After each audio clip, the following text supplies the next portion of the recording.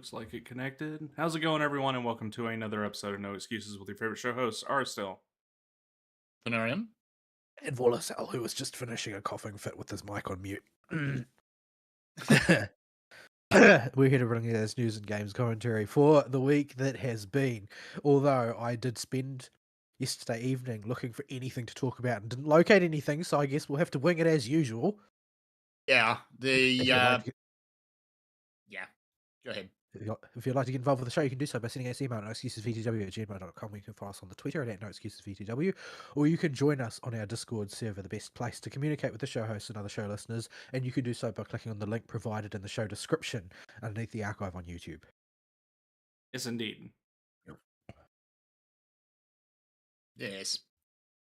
So yeah, it's been another quiet week on the games front because everything is at the moment. Yeah, I've also just straight up not been on any news intentionally.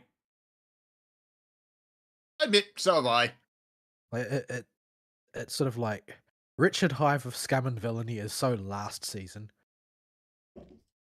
Like there are much deeper depths, much lower circles of hell than that. Scum and villainy would be an improvement. Yeah, like basically every community that I've seen has completely imploded over the course of the last 2 months. I mean, most of them were like well on their way, but a lot of them seem to have come to a head simultaneously. Like, for instance, the indie VTuber scene has completely imploded with drama, and basically everybody's been dragged into it. Like, the only people who are still on an even keel are ones like Kusha, who was already hated by everybody, for instance, and the super corpo ones who have basically got corpo rules protecting them from getting involved in such things. Like everybody else has devolved into a mess. The Final Fantasy 14 community has found a new level to collapse to, Oh dear. where like there's a whole bunch of like wokeists who are planning violence against members of the community that they have deemed to be fascists at the next FanFest. None of which will come to fruition because they're all losers, but you know, basically the rhetoric around it has created a big mess. As usual, the ones crying fascist fail to see the hypocrisy in their actions. Yeah, well, I mean, if fascist basically just means someone I don't like, so it's Yeah. very, you've seen the meme of the golden book with Hitler on the sled on the rainbow, right? Yeah.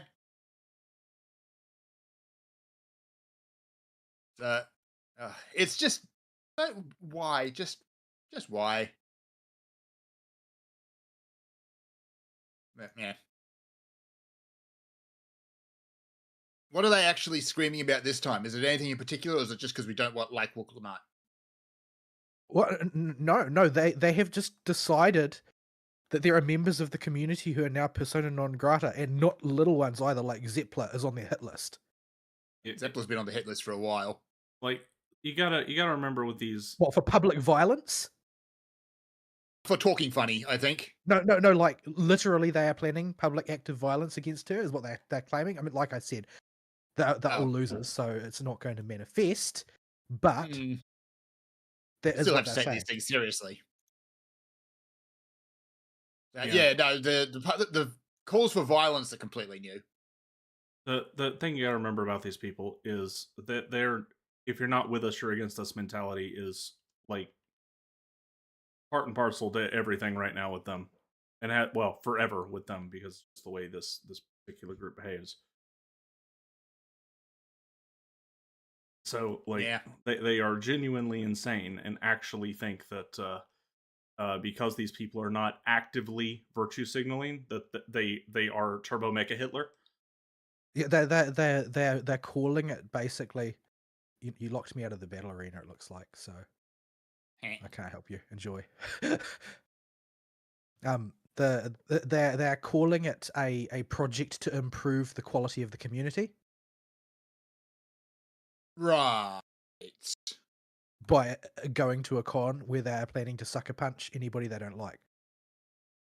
But of all people, like Zeppler is probably the most inoffensive person I could think of in the But Final Fantasy producer space. yeah, but these people don't care about She's that. got the most normal opinions. She does. And she just seems like a genuinely nice person. So what's I don't know. I'm trying to apply logic to people who don't have any. It's not like they're going after Lucy. Like I could probably understand people going after Lucy. She tends to be a bit well, Lucy. Lucy doesn't need any help. Well, No. Lucy also is she's sort of like, it seems like she's small time enough that she hasn't been dragged into the worst of the VTuber drama, and since she is not like that focused on FF content anymore, she hasn't been dragged into that either. So she seems to Mm. have gotten out of it by being just barely small enough to not. She kind of just drifted away. Yeah, I mean, like I everybody mean, else. I mean, Like she's the metrics are out at present, and what it looks like is that the numbers, the subscriber numbers, participation numbers for Dawn Trail in this pre-expansion hype period are at about Stormblood level. mm, Like that's where we're at. We're back at Stormblood.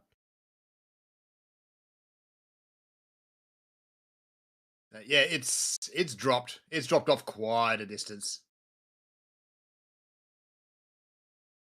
But I'm tinkering with it again at the moment. I just to catch up on everything in the MSQ, except because I've been out of it for a while, I had to go and grind eye levels. Because when I finished the main story, that's about the point I stopped I mean, last time. So I don't even have all the Aether currents. I'm running around doing those at the moment. Incidentally, whoever came up with this zone, the living memory zone, excellent storytelling mechanic, but as an exploration zone, abysmal. all right, it goes gray. It's It goes like grey. what it reminds me of is, did you? Oh, neither of you probably have any reference point for this, but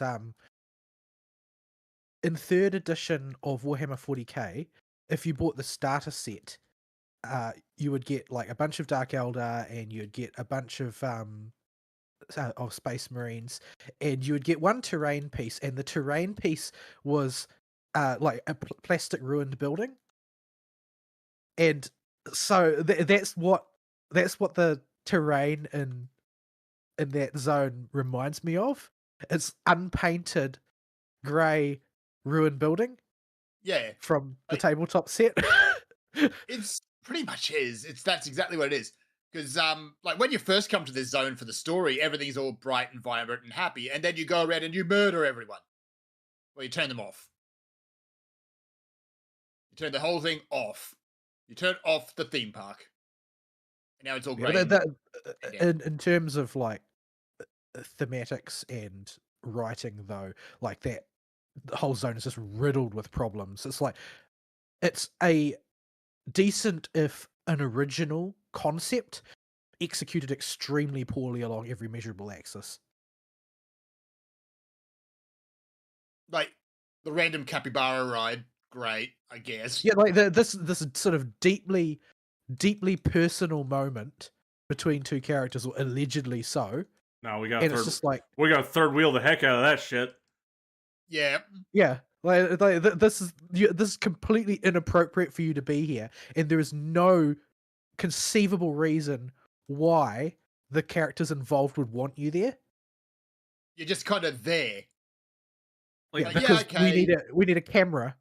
Like, Yeah, the warrior, okay, is their friend, but this isn't exactly the moment for that friend.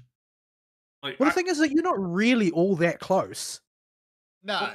what's really egregious about it is 14 has done cutaway sections before when characters need to have an aside where the warrior light's not present and still shown Yep. the audience what's going on. Happens all the time in the previous expansions. This was Oh, yeah. you should have did that here. They should have absolutely done that there. And they know I know they have that technology because I've seen them do it before, but they just blah, blah, blah, blah.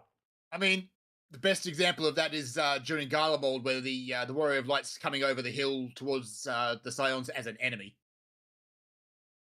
Such a good moment, that one.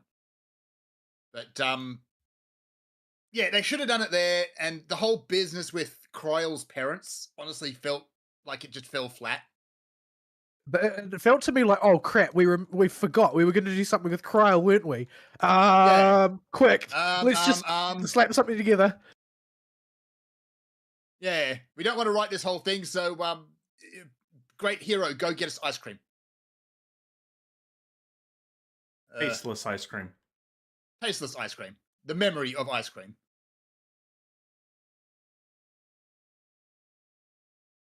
So yeah, there's a lot of good ideas in the zone, but yeah, they it just didn't pay off. It just fell Yeah, flat, or it just the, weird. the long-term trends have shown pretty inarguably that Dawn Trail is the problem with Final Fantasy 14, and there's just like this. There's a huge amount of anticipation for it, and then there's this massive crater in participation. Yeah. So we'll see. We've got a couple of weeks until the next expansion is announced. We'll see what they're actually going to do. But if they don't do the job overhauls, I think people are going to riot. I'm sincerely expecting them to not actually do them at all. Uh, I think they're going to screw everything up. I I, haven't seen anything to suggest I should have faith in them. I am expecting an even worse case scenario, them half-assing a few jobs and then forgetting about it. And by half-ass, I mean it's functional. It addresses none of the issues that we have currently with homogenization, nothing about class identity, and just tweaks a few cooldowns and stuff. And like, oh look, we changed some animations and cooldowns on a few classes where it was a particular problem. See, we're totally paying attention, guys. And it won't be the samurai at all. They'll leave samurai completely as is. Yeah. Well, they had a real issue with button bloat on a lot of those classes where they next expansion some classes just ain't gonna be able to be played on controller without mods. And No, they're not. like Samurai's A already at lot of that them. point. If you want to play Samurai optimally with a controller as your main input method, you cannot raid at a high level without mods. Just too many buttons. Yeah, it just your main combo eats up too many buttons on your bar. Yep. If you want all options available to you, which in theory, if you're a high end raider, you do. You You kind of Hold do. fire after this kill. Mornia actually can't hit this boss. It moves too fast. And yeah, samurai's like already over that line, but a lot of other jobs are at that line. Yeah, Ninja's close. Ninja's close. Uh, Considering Ninja has half of its abilities hidden behind the 3 chakra mechanic. yeah, and Ninja's already a toolbox class, and it's getting close. Let's see. Dragoon, I think, is okay. Yeah, Dragoon got pruned pretty heavily a while back. Yeah, Machinist should be okay. The only problem with it is on controller. Like, I don't know why they don't have overheat just not turn into the attack. I don't know. Honestly, I don't really don't know. Because Um, on mouse and keyboard, like that's annoying. But on controller, it's a genuine pain to have to double tap and then return to your main layout. So I just yeah, started using a mod for it. Like just have that button turn into overheat or whatever it's called, the heat blast when you press it. yeah. Machinist is one of the jobs I think that's really at the line Yeah. because they've already got a lot of extra commands in there which do turn into the next command in the sequence. So things like chainsaw becoming excavator and things like that. Yeah, but So they can do it. They know they can do it, well, and they have done it. yeah, like machinist and dancer are also like some of the few classes that have something that resembles class mechanics and class uh uniqueness to them left. Yeah. Tanks, forget it. Yeah, Healers are pretty much along the same way. Yeah, tanks and healers have it the worst. Tanks and healers are definitely the worst. And when you got Chisa here to jack up the arrow erosion stacks, the boss just cartwheel just melts the boss. Yeah, like summoner is fine. I think black mage might be in trouble. uh, yeah, Though I'm not overly familiar with it. Black Mage is only saved because you actually don't need a lot of its buttons at in game.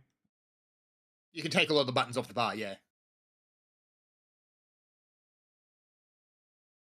Uh, who else? Monk is fine because they got pruned recently. Reaper's fine. Summoner's fine.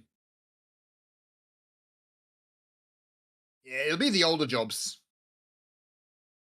But they need to go through and just redo They need everything. to dump their previous design philosophy. The, The, the 2 minute is there a meta's got to difference go. between 2 minute meta is bad, but I think 2 minute meta is sort of like that's like a late terminal stage symptom rather than the cause.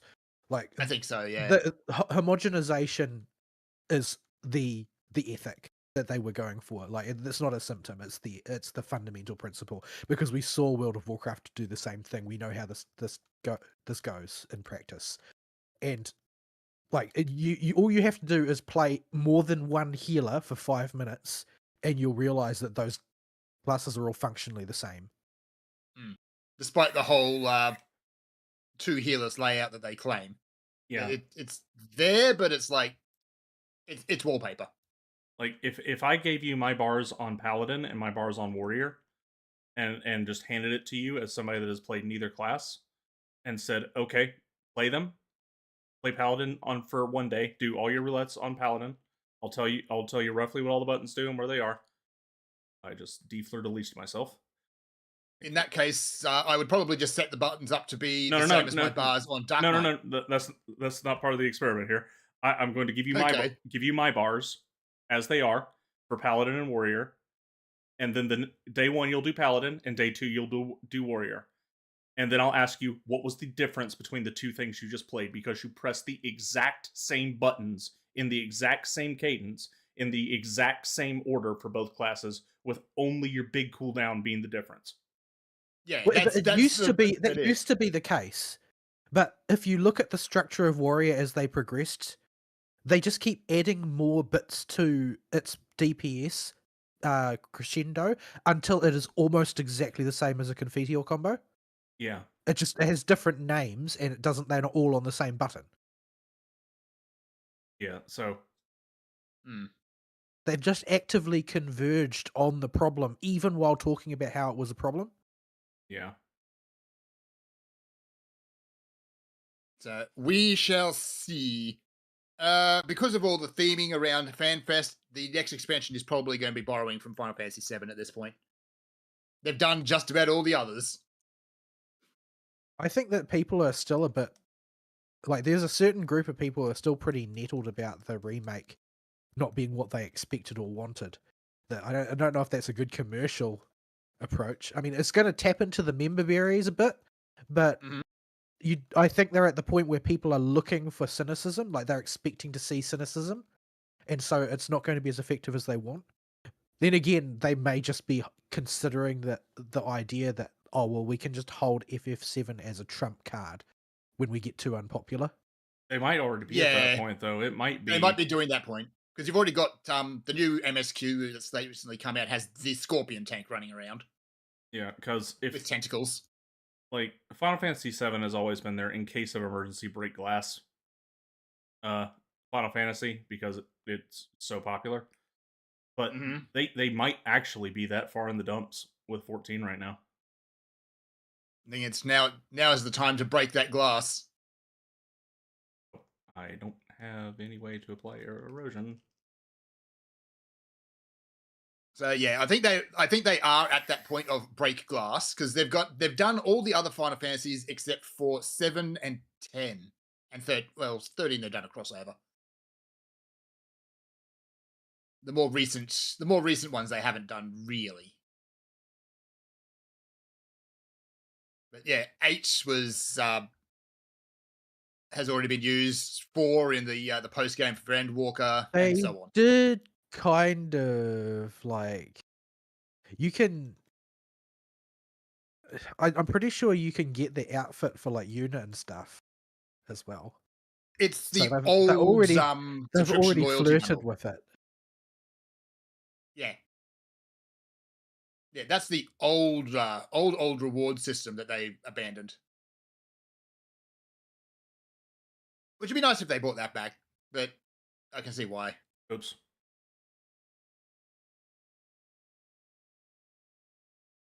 You unleashed your booba powers. Yeah, with well, I think my first attack will. Oh no, Chiakona's here. We're fine. She'll arrow erode it.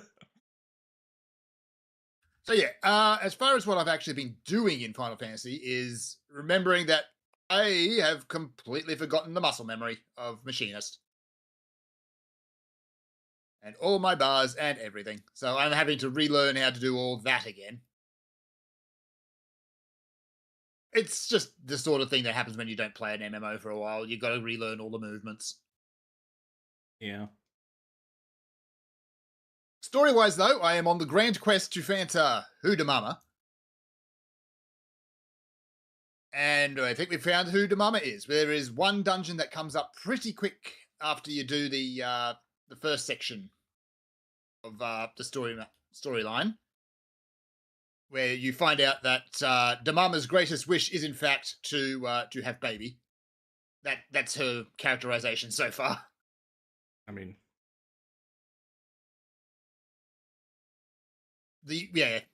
I'm only just figured out like who she is at this point. I haven't figured out the why of it because Zeralja is an absolute complete ass. Let's face it.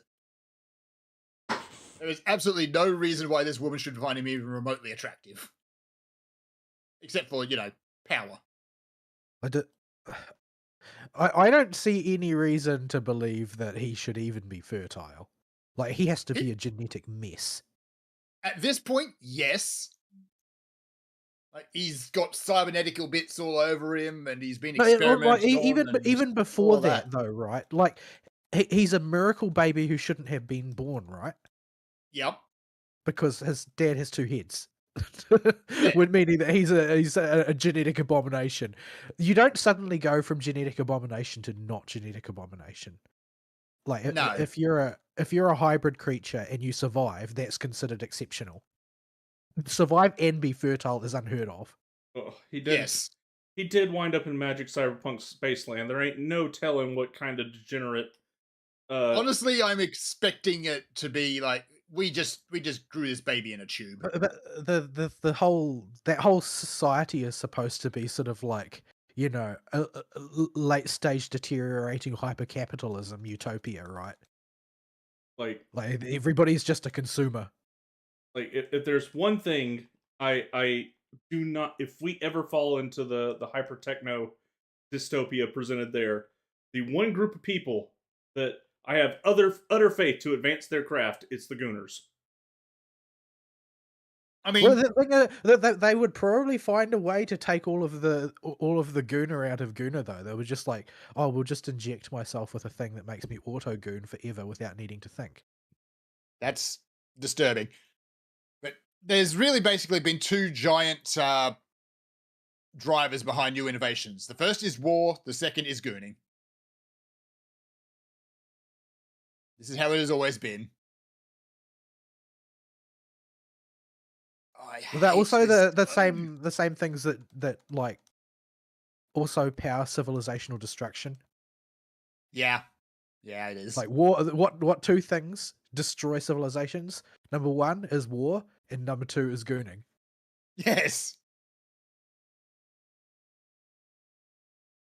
Yeah, it's just one of those things, I suppose. So yeah, that I'm going to probably completely butcher the pronunciation of the name of this dungeon because you cannot pronounce anything in this expansion except for what you makey, which is the best area.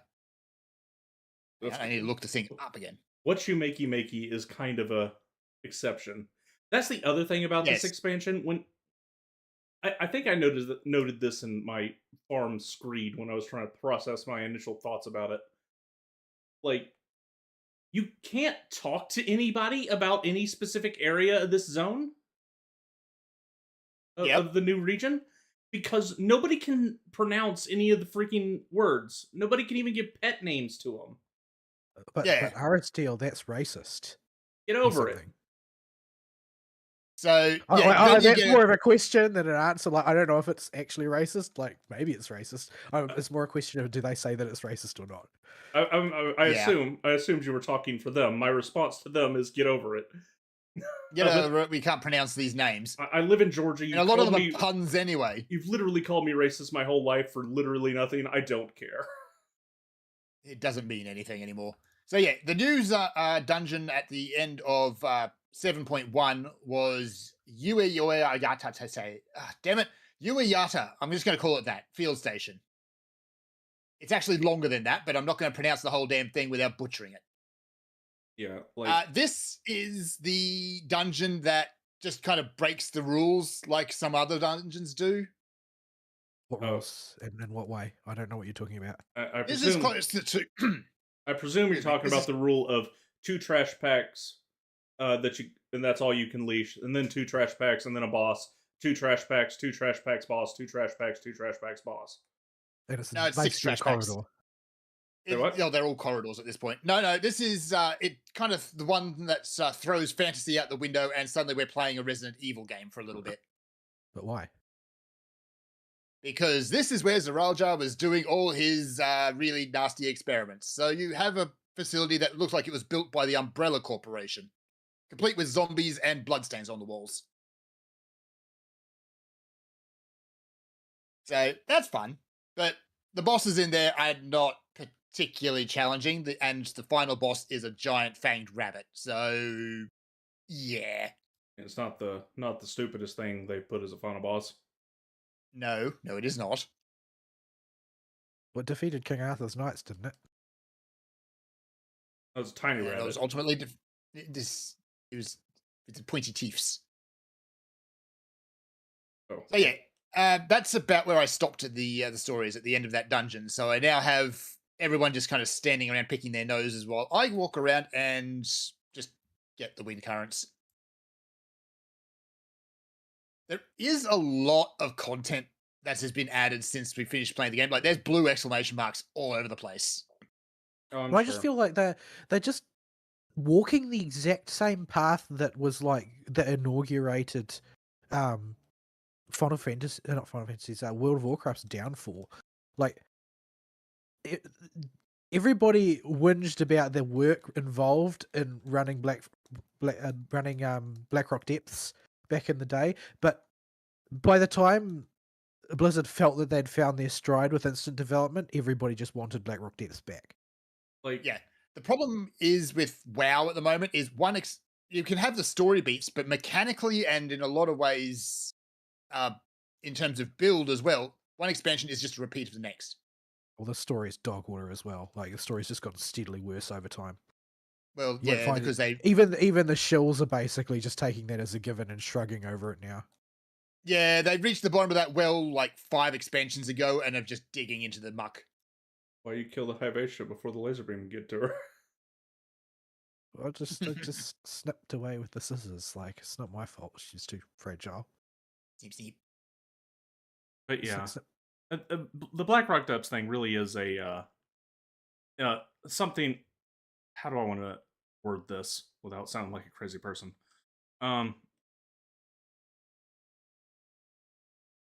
There is something that in that comes as natural storytelling that builds memories when something is long and has a bit of teeth to it, and that teeth doesn't have to be difficulty. Something that can be No. arduous or long, something that takes effort on the part of a group of people. Like Blackrock Or even Depths, the solo. yeah, Blackrock Depths, even back in the day in vanilla, nothing in Blackrock Depths is anything remotely what you would consider hard, aside from the most special of special groups if they're trying to keep Princess alive. Like, Yeah, keeping Princess alive, and the one of the bosses, if I recall, had a slightly goofy mechanic that could catch you out. But Well, the the thing that I remember most vividly is attempting like, every time it was an ordeal, attempting to get through the Lyceum. oh yeah, the Lyceum. Yeah, Totally. yeah, the Lyceum. But those kind of things when they show up in a game, when a group has to work together and struggle through navigation and minor challenges that have actual consequences if you fail them, like the struggle there, and including the navigation and the ways you get around, deciding what route you're going to do, because goodness gracious, there's so many in Blackrock Depths, Yes. and how deep you want to go when you get to an end. Do you want to pick up somebody else and keep going, or is everybody still good to go a bit deeper? Like, oh, we can do this route too. Oh, let's stop and hit up the bar and go do that real quick. You know, Yes, because it was these actually 2 dungeons mashed together. yeah, these things But required an interaction and actual, adventuring on the part of the party and deciding what you want to do. It builds memories that way because you're engaged with it much more. And when people have it in the moment, they're like, "Oh man, it's so arduous," and they don't think about the kind of things that are actually important from that experience. They'll stick with you later, like just did you the see what they did to our boy though when they fixed Blackrock Depths? oh boy, which Did part you? of it specifically are you We talking were we about? were we were playing at the time. They split it into 3 chunks. Oh They were right, all basically corridors. they did, didn't they? And it was They awful. did.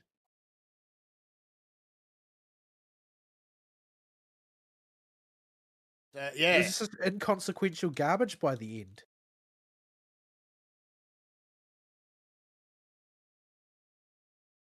Yeah, like over optimizing the heck out of your video game and optimizing the fun away uh yourself as the developer. The players are already going to do that. You You don't don't need to have help them. yeah, you don't have to help them. The overcoming the struggle is part of what's going to keep them coming back. Yeah, that well, the thing is that them optimizing it is that struggle. So you were supposed to present the problem, not the solution. Yeah. And you've just made slop if there's nothing in the thing to push back against the players. It's just unmemorable garbage.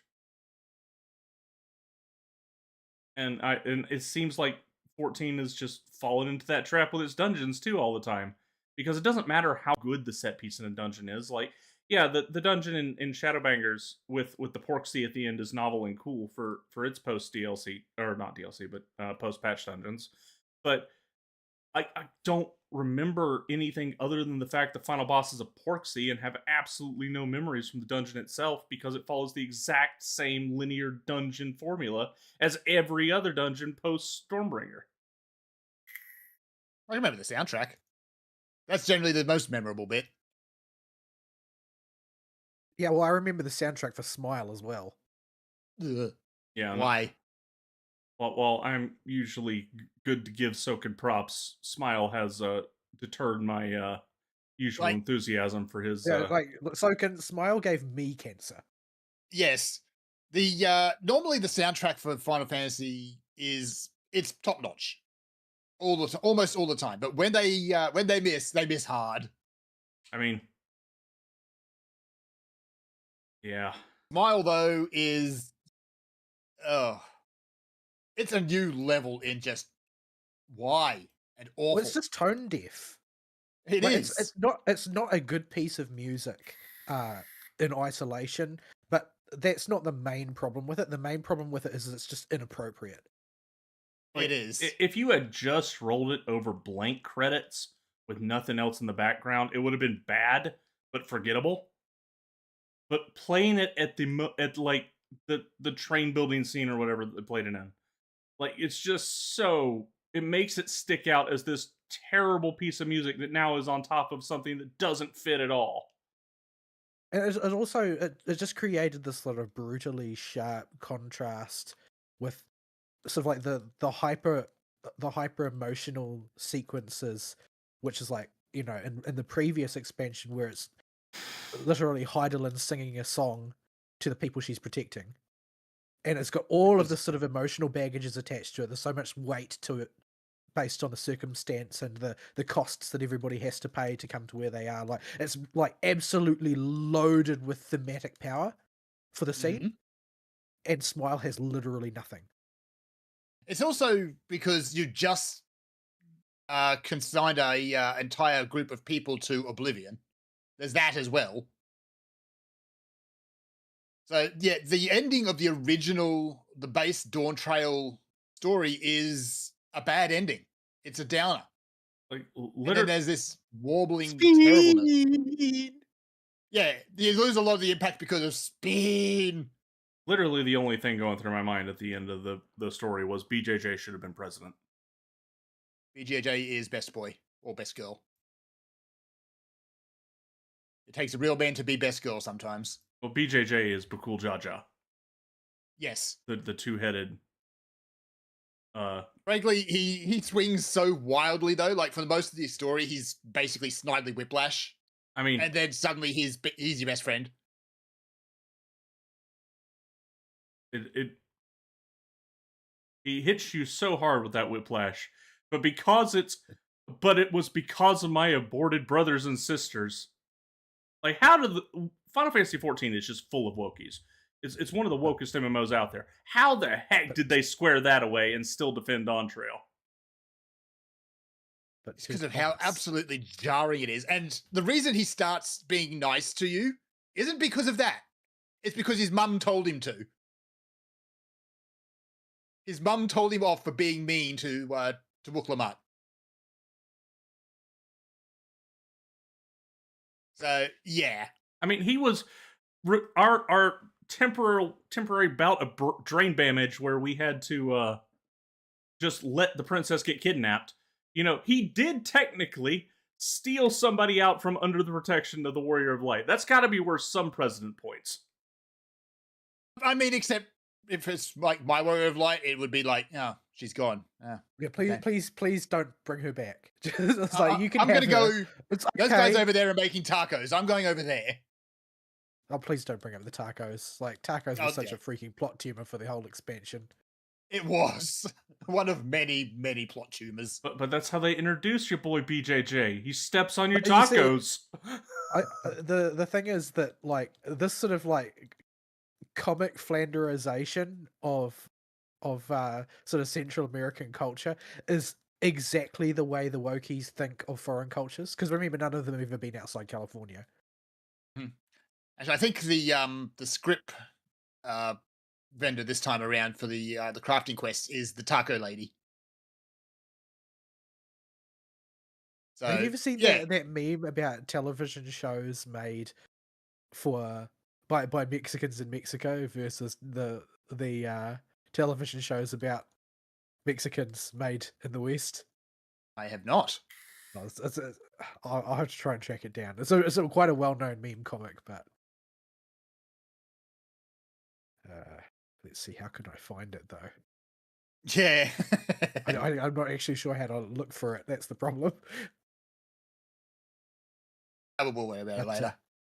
but yeah, but it's basically like the idea is that they think that cultural sensitivity is illustrated by outrageous caricature. Yes.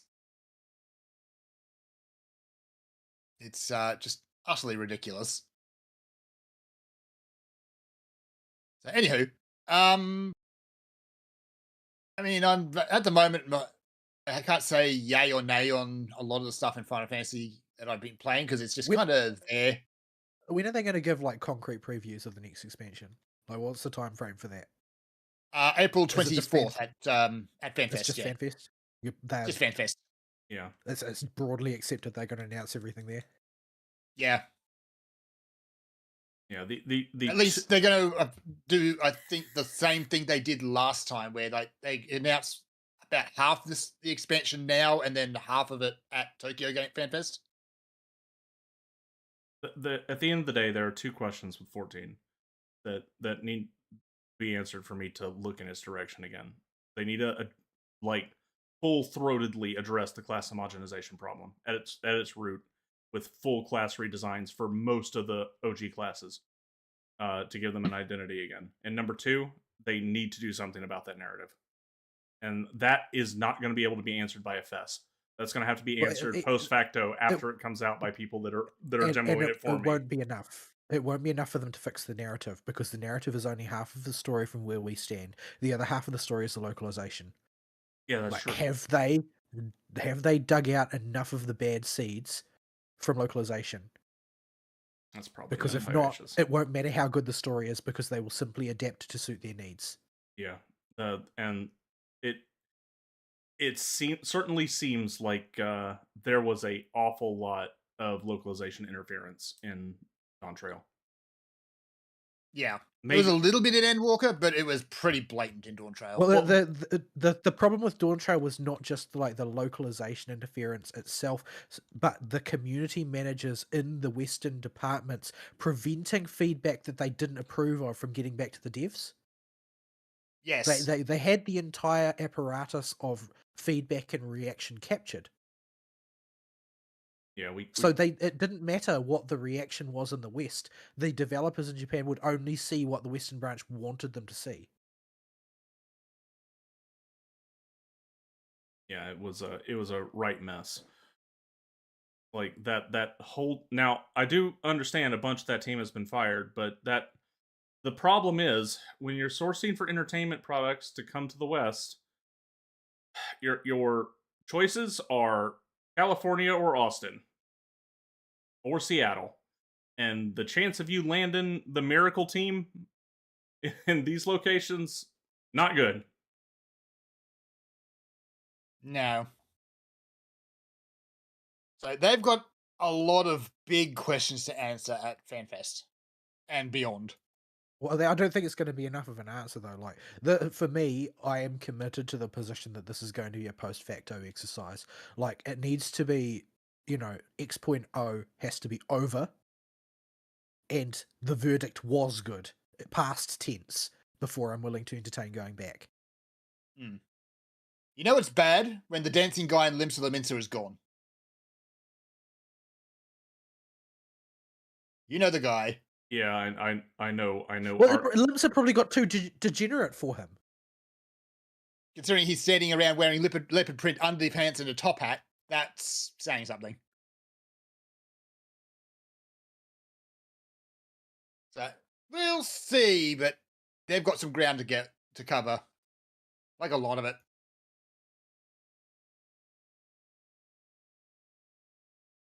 I need to upgrade my gear because I'm just going to start grinding Monk because Monk is very good for muscle memory because it has a very, very linear uh, pattern. Well, now, yeah. Yeah, it does. To the extreme displeasure of literally everybody who played Monk. Yeah, Yes. that was kind of Monk's thing was kind of, They were proud of their autism. They like were. Monk was made for the autists of a particular type. And they liked their dumb autistic class. Like, it was dumb and jank and weird, but they liked it. It was theirs. Like, and more importantly, it served a niche. It fit a particular type of player and gave them an option that was for them. But now it's just like, oh, if you don't like the generic slop that is the classes, well, too bad, so sad. Yeah. Yeah. So that's about it for my week. I've basically been building fences again this week because that still needs to be done. But yeah, a few other things have happened, but not really gaming related. So yeah, who's next? Vol, what you do? I do. What Work do? sucks. I need Yes. a new job. It's terrible and it's Also getting yes. worse. I'm just, I don't know what they're going. I've got a feeling that it's going to be like April will roll around and they'll be like, oh, it's time for the salary reviews, and you're not getting an improvement. And what do you expect me to say to that? Like, Yeah, you just sure I can't achieve your goals, but number one, I'm not empowered to achieve your goals because they're outside of my influence. Number two, you've cut my staff. Number three, I'm doing twice as much work as I was last year this time.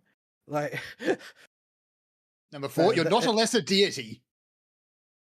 I don't know if lesser would be enough. The way they're going, probably not. I just don't have this degree of reality warping powers that they seem to think I should be exhibiting. But yeah, so work has become incredibly miserable of late, and it's getting steadily worse. Like every day when I come in, there's some other stupid bullshit that has been piled on me, and I'm for some reason being held responsible for the terrible planning of the upper ranks. Like I don't. Their entire job appears to be able to push blame downhill. Like Yeah, sounds about right. that's all they do all day, every day is push blame on the other people. Like when are they going to take responsibility for their terrible business management? I don't know.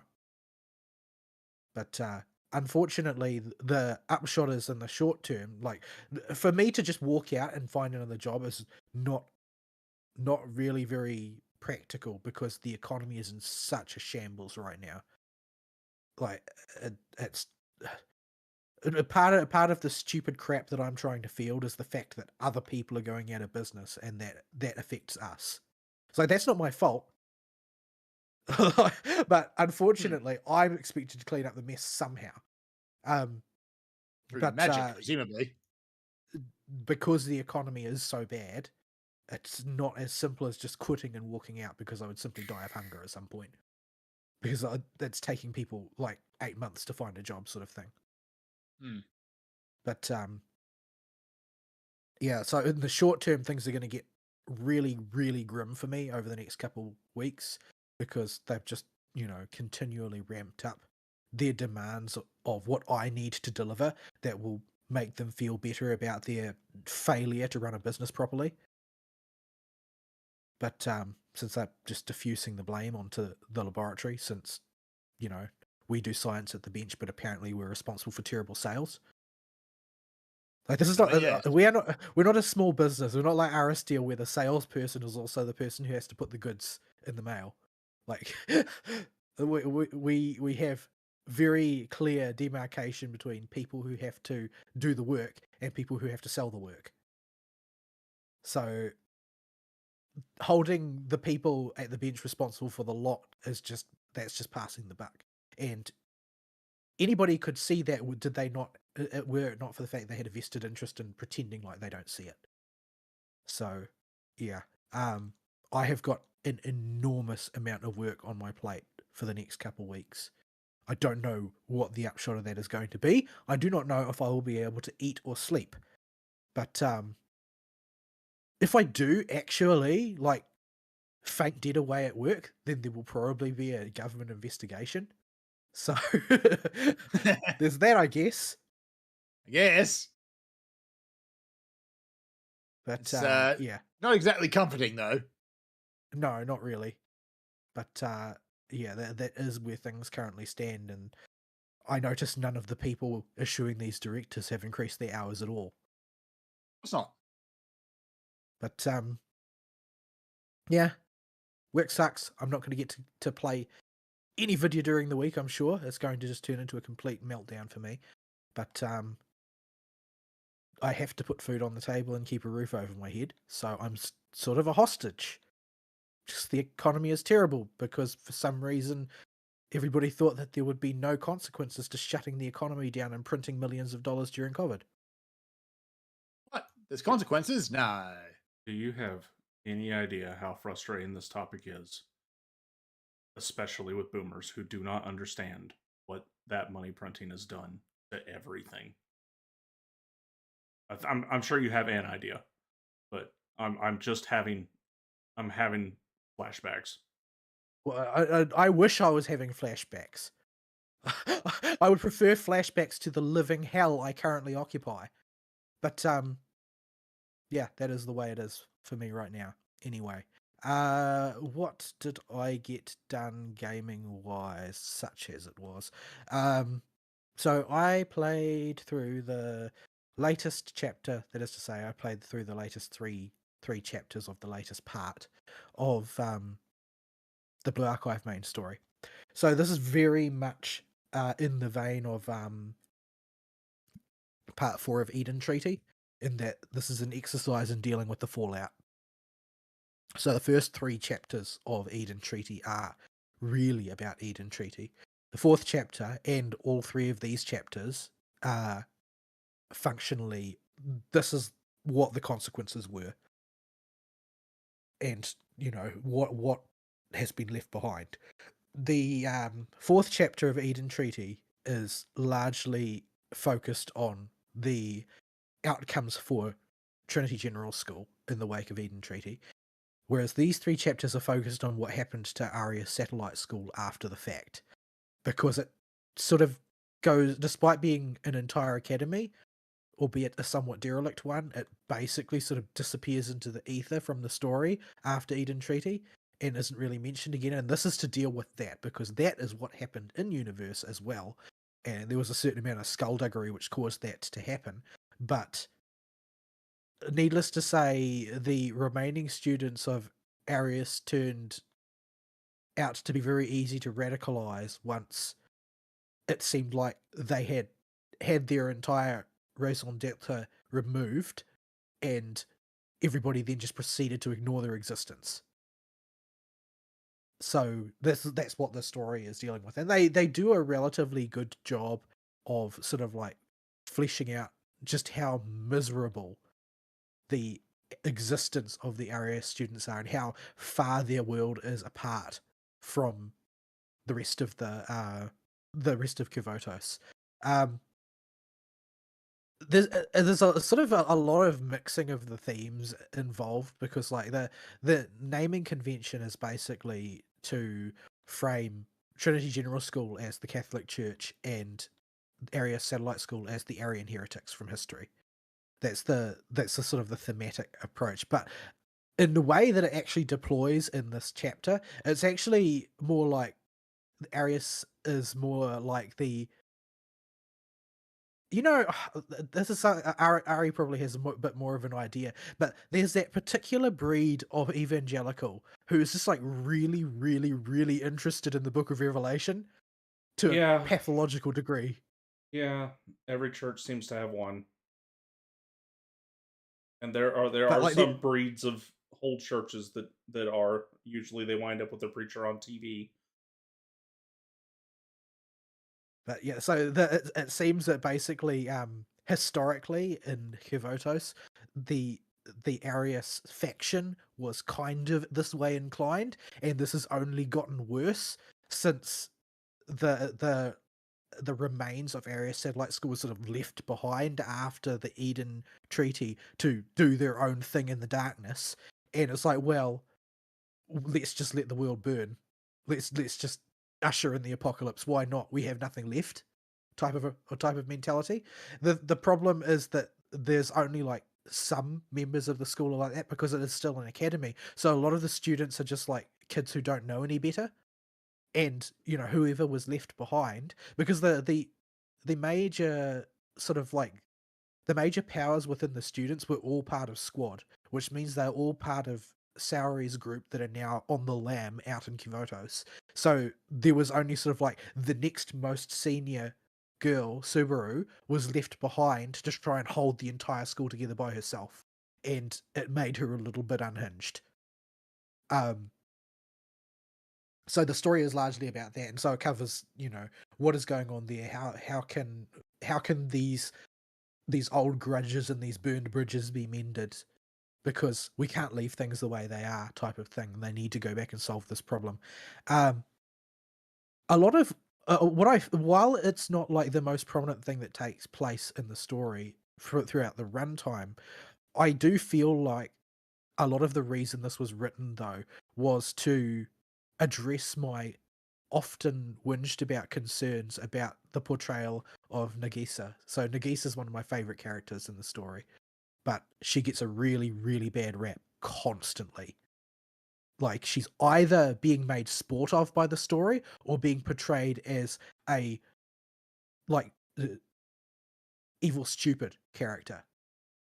Like, just does things that are evil because she's stupid, which is like drawing an equivalence between Nagisa and Makoto, who is designed to do that for comic effect, is not very fair, but that's what they have basically done to Nagisa. And the reason why this plot arc exists, I think, is to try and undo that damage that the writers have done. Because it seems like basically nobody wanted to deal with the problem before, and so they just left Nagisa in this sort of unique position. And I mean unique. And the reason I mean unique is that there is exactly one character in the entirety of all of the stories in Blue Archive where Sensei is just like overtly cruel to one of his students for no reason with no remorse. And that person is Nagisa. Where he just treats her very cruelly for no purpose other than he's annoyed at the moment and he doesn't think anything more of it than to just lash out at one of his own students, which is massively out of character for Sensei. And the only character who ever sustains this is Nagisa, and everybody expects her to go on like nothing happened. And so this story is basically Nagisa's the only person who has been working behind the scenes to try and rehabilitate the situation between Trinity and Arius, the same way that she was the only person trying to stabilize the situation between Trinity and Gehenna and got nothing but flack for it.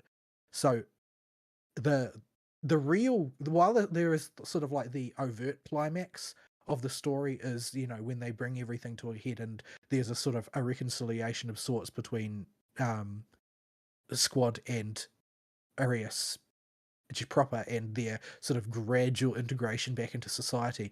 The real sort of emotional head to it is where Sensei basically confronts the fact that he deeply, deeply wounded Nagisa and she's been suffering the entire time because of it, because she's the only one that he's ever just had unrelenting criticism for and has never supported.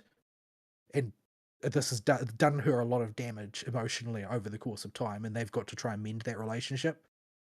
So I was quite gratified to see that they actually hadn't completely forgotten her or made her into a comic side relief character, but we're actually seeking to address the sort of like really overtly dismissive writing around her character that they've had in the past.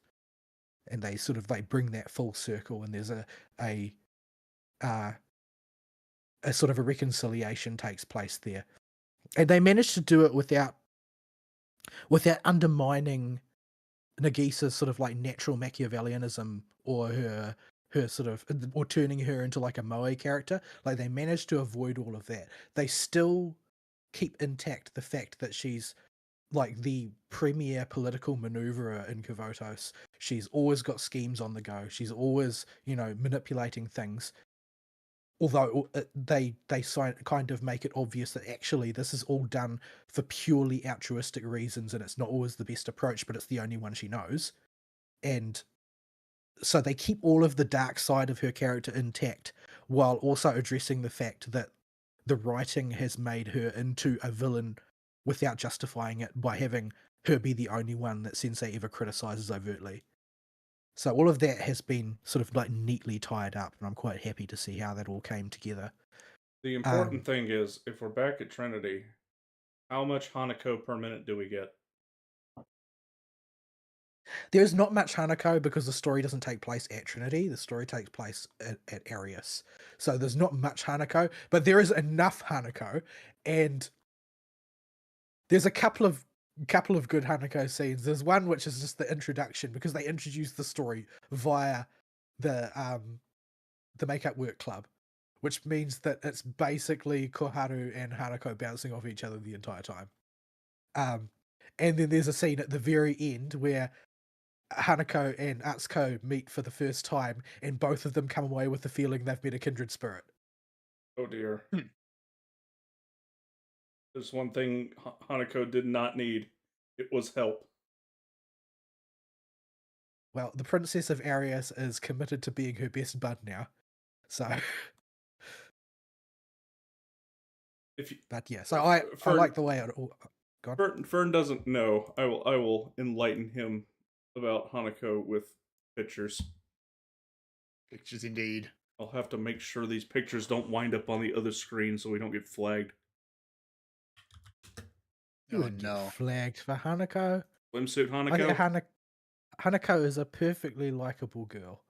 I think that she would be perfectly easy to get along with in real life. I think I would have a blast if I knew Hanako in real life. However, God dang it, However, fandom, why are you going to fandom?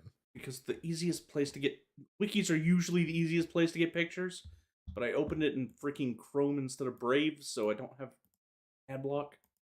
I mean, I prefer to describe Hanako via Koharu, which is why I spammed you with pictures of Koharu, I know. which are sort of standard Koharu reactions. But I do love Koharu. I think she's a very, very endearing character.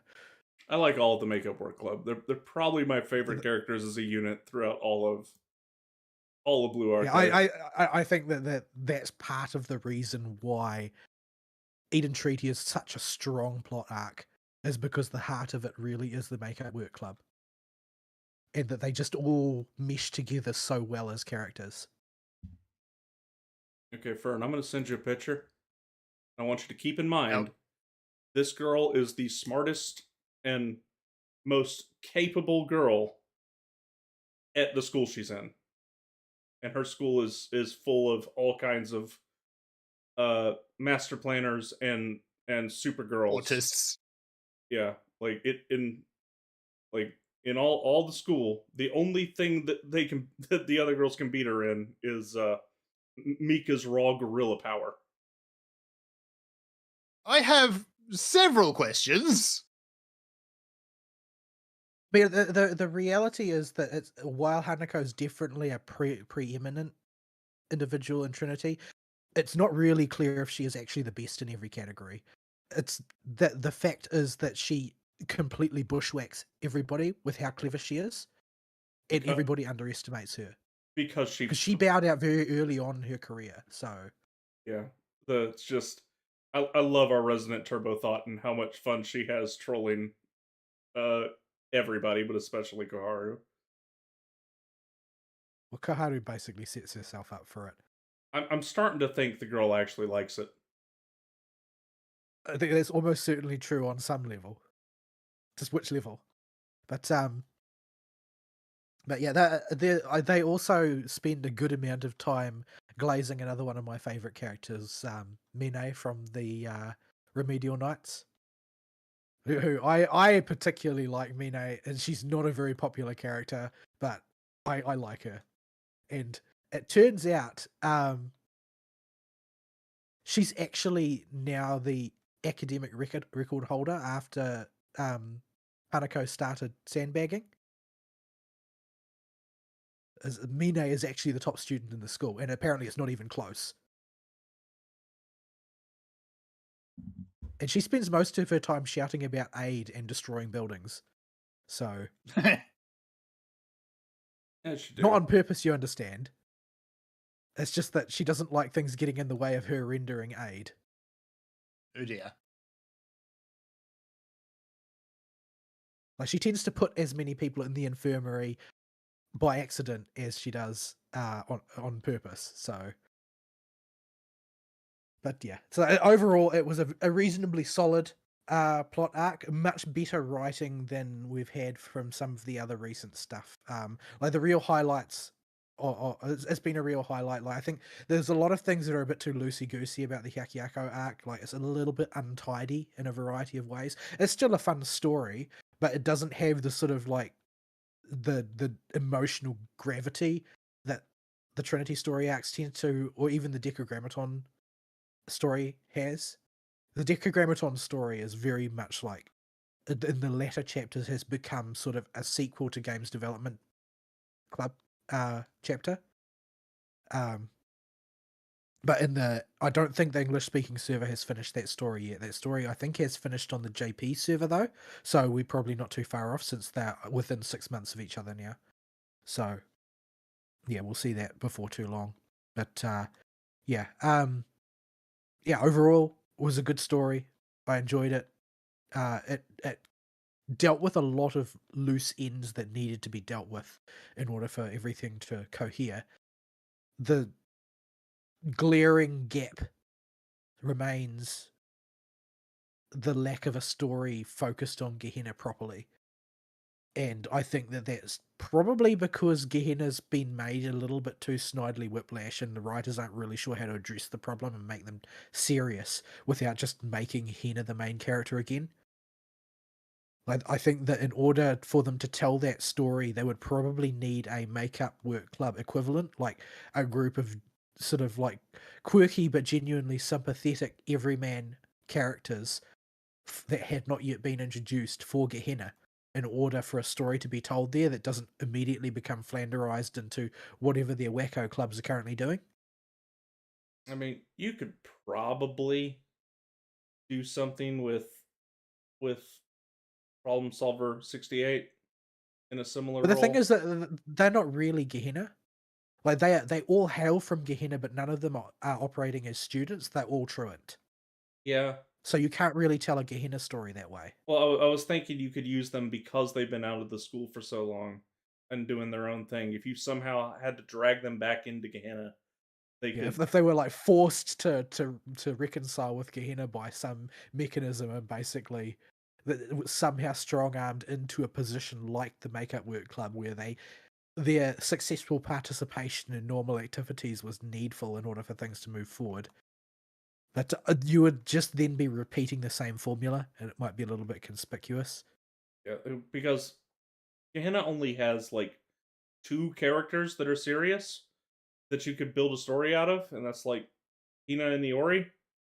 Everybody else is a clown show.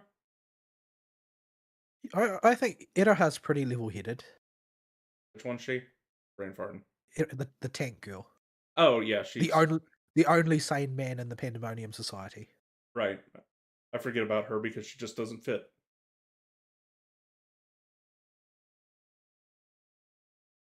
And then there's the two regular girls, the Garu one and her best friend. I Oh don't remember their names offhand.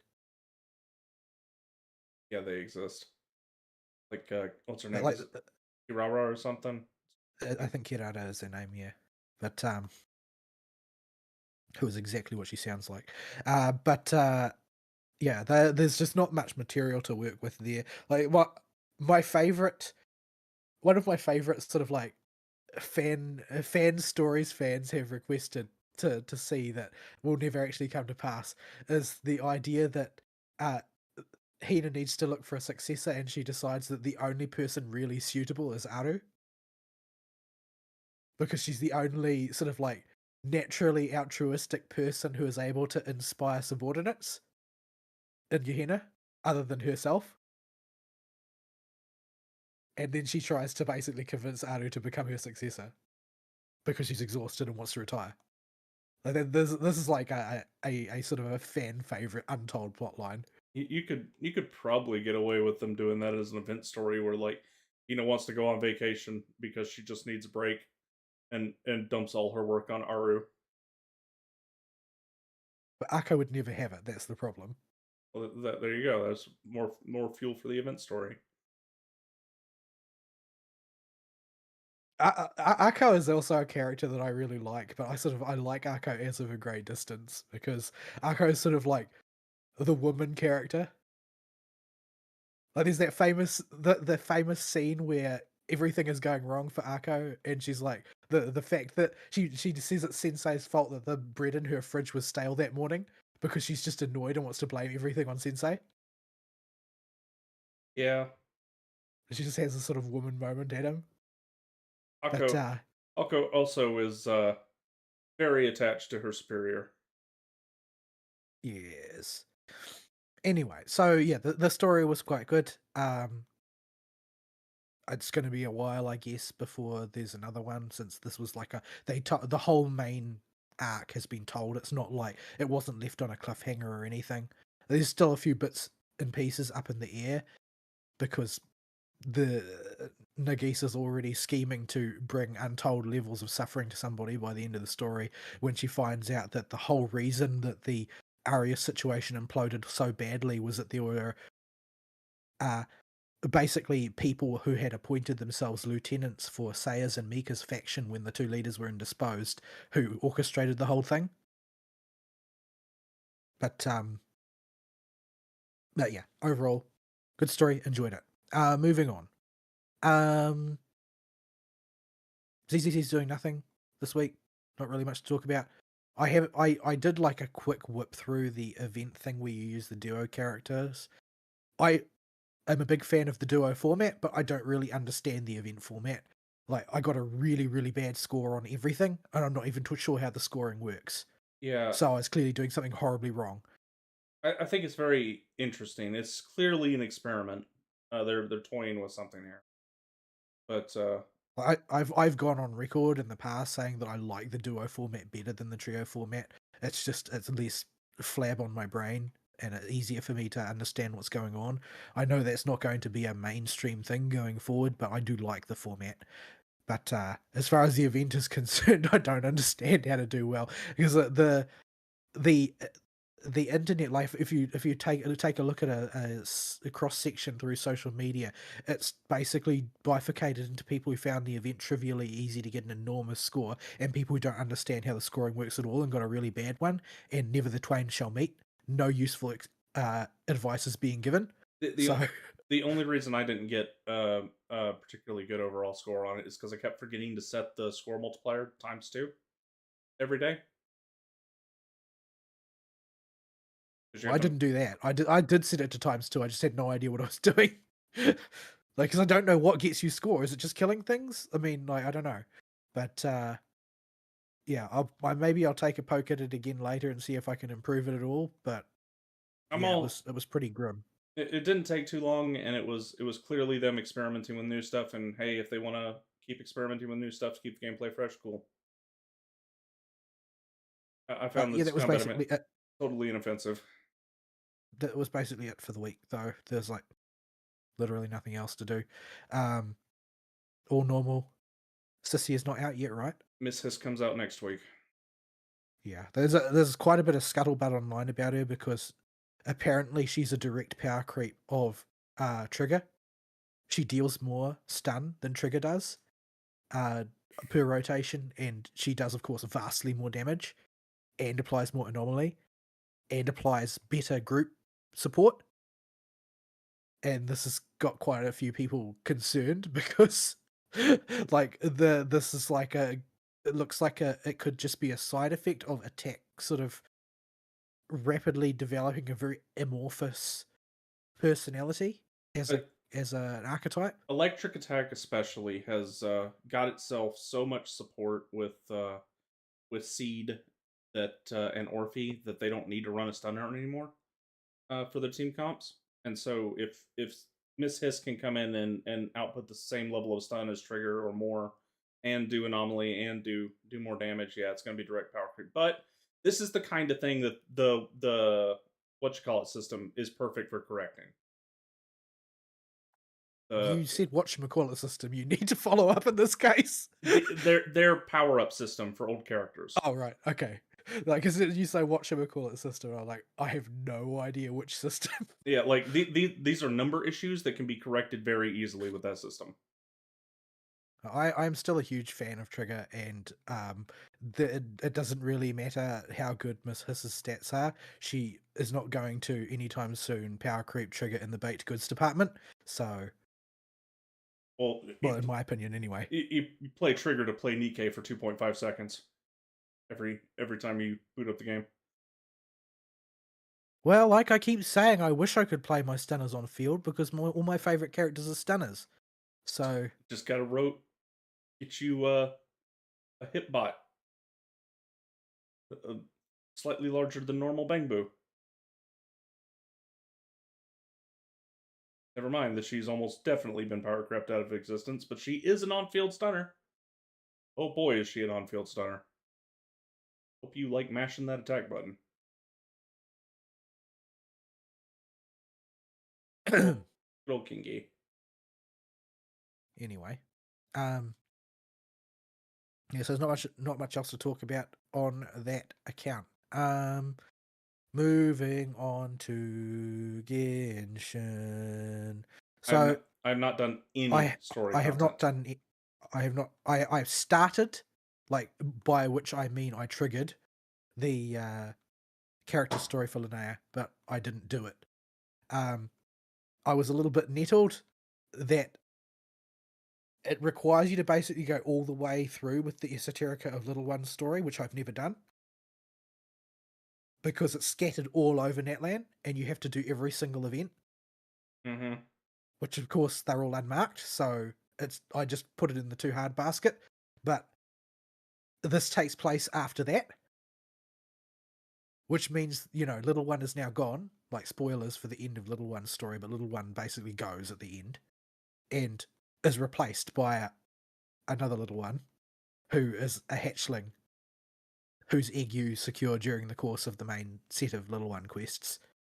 And this is the central figure of this new event. So I think that it's a really terrible idea to build a major story event off of something that is so hard to complete. And so it's particularly something unmarked that is hard to complete. That seems really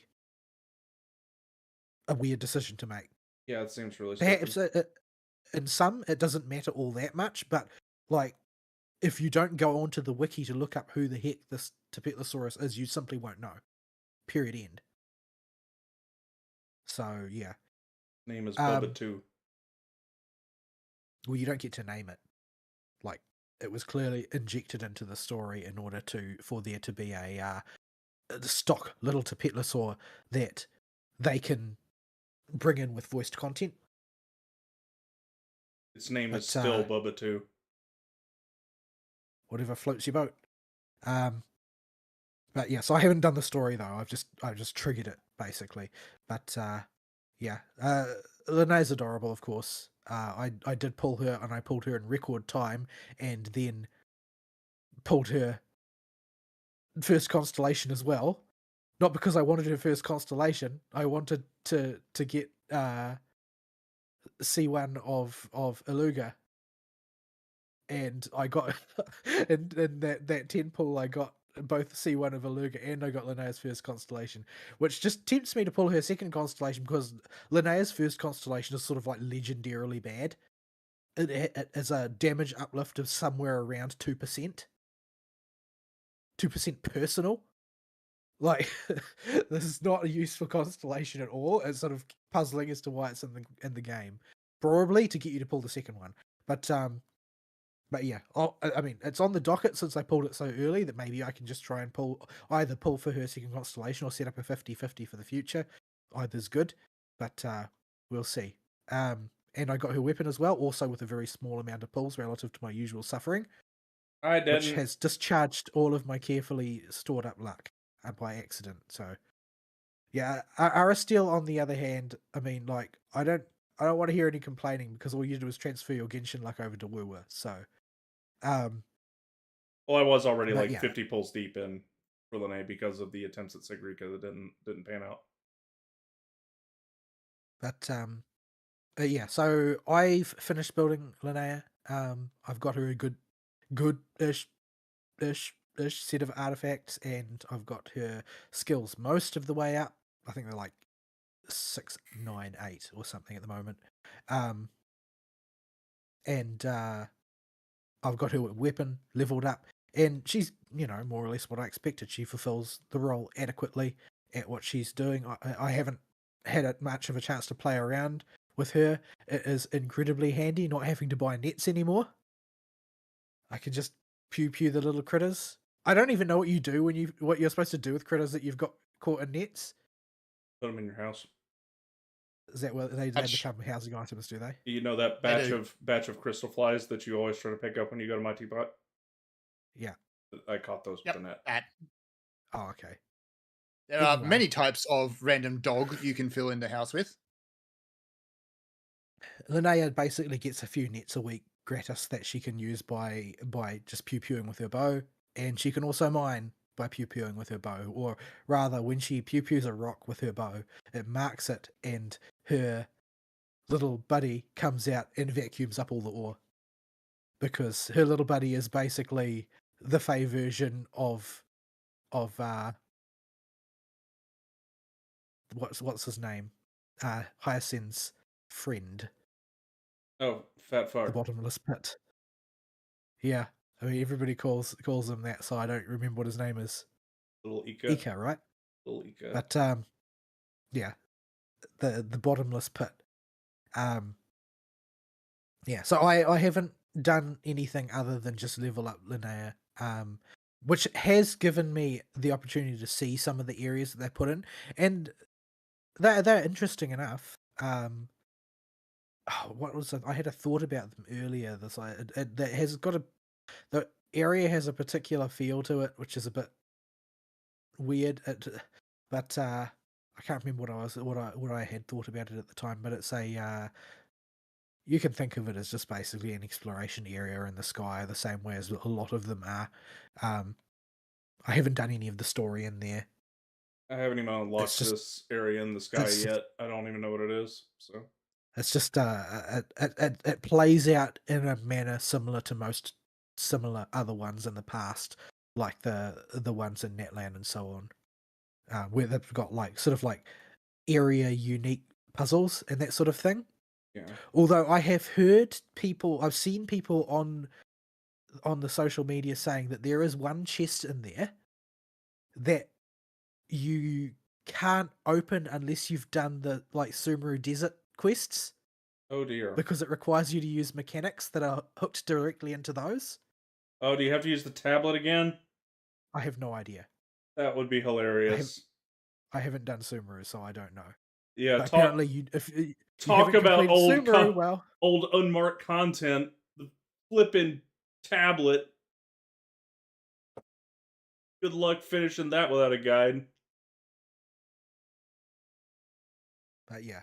So the thing is that it's basically it's a museum of various things from around Tevat in essence, including Sumeru. So that's probably the reasoning. But yeah, I mean, it's a place to explore. There's at least content, which is more than I can say from for the previous patch. But there is no, main story for this patch either. Like, there's just the character story for Linnea plus this exploration quest. But I mean, the exploration quest at least has like lore bearing. Like, it's not something. It's not something that's completely irrelevant, like the Miller quests or whatever. It's to do with Tevat, to do with important characters, and it's got its own area with its own mechanics and its own stuff to do and places to explore and cliffs to fall off into the abyss below. Um, so yeah, there'll be stuff to do there. And it has its own type of queue list that isn't quite a queue list as well. Although I haven't figured out what they're for yet because I haven't spent enough time there.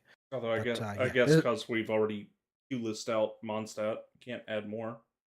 yeah, that would be. Well, I mean, I wish they would add more. So, and that having added more, I could get the compass upgraded to one that works. That'd be nice. Compass also doesn't seem to work in the new area. The sky castle part of the new area. It works on the ground floor, but it's still a Mondstadt compass, so usefulness limited. But yeah, there's a bunch of quests peppered around there. I haven't picked any of them up because I didn't want to get embroiled in story stuff while going to farm the boss that I needed for Linnea. But yeah, so I've got Linnea done and built now.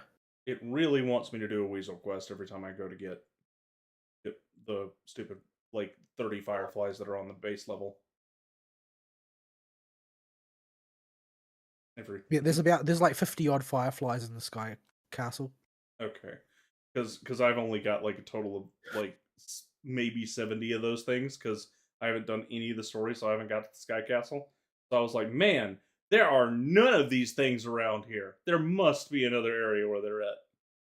Yeah, I saw a certain amount of molding on the Twitter when the patch came out. People had immediately drawn the conclusion that that's all there was, and then they went to the internet to complain about it, No, as is the tradition. my bigger problem was I forgot Mika existed, and I was trying to hunt for those stupid flutterflies in the fields. The Is yellow that flies. golden color, and they like to hang out in the golden fields? Yeah, I was about to throw my mouse through my screen. And I'm like, oh, you mentioned Cleo. Like, wait a minute. Mika exists. I didn't realize Mika existed until you told me just then. Like when I mentioned that I just use Clee to find them. Like, I had forgotten about Mika too, Like because nobody I've got even less of a reason to remember him than you do. he comes out for like I think the only other time I pulled him out is when I was hunting down the last few dandelions to finish ascending Gene.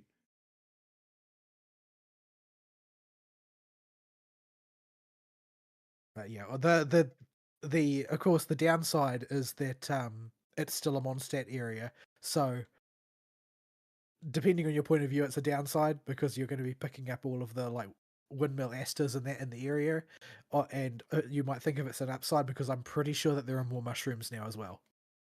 There are definitely more mushrooms. I noted them immediately when I walked past the windmills.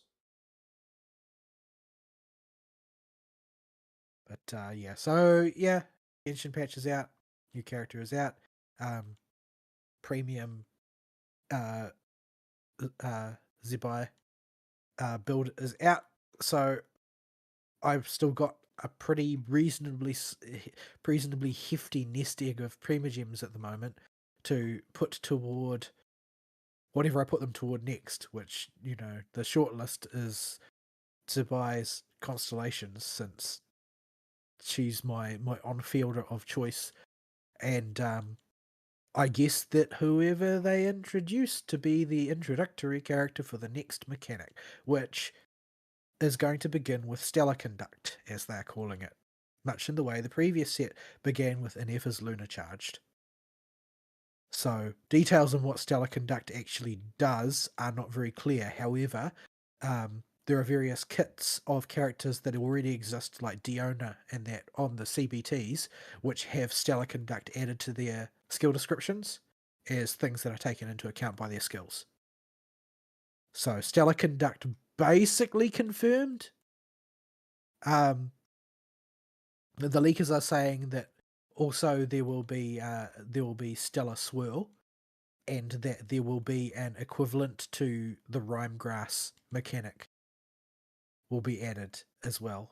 So there will be an interaction between Cryo and Dendro in the next major version. Oh, But that's about all the information we've got. I think the survey I got when I came back was for the returners survey. I don't think it was one of the scheduled normal surveys. No, it wasn't, because the normal schedule survey passed by while you were on hiatus. Yeah, but I wrote them much more than I usually do in the feedback form.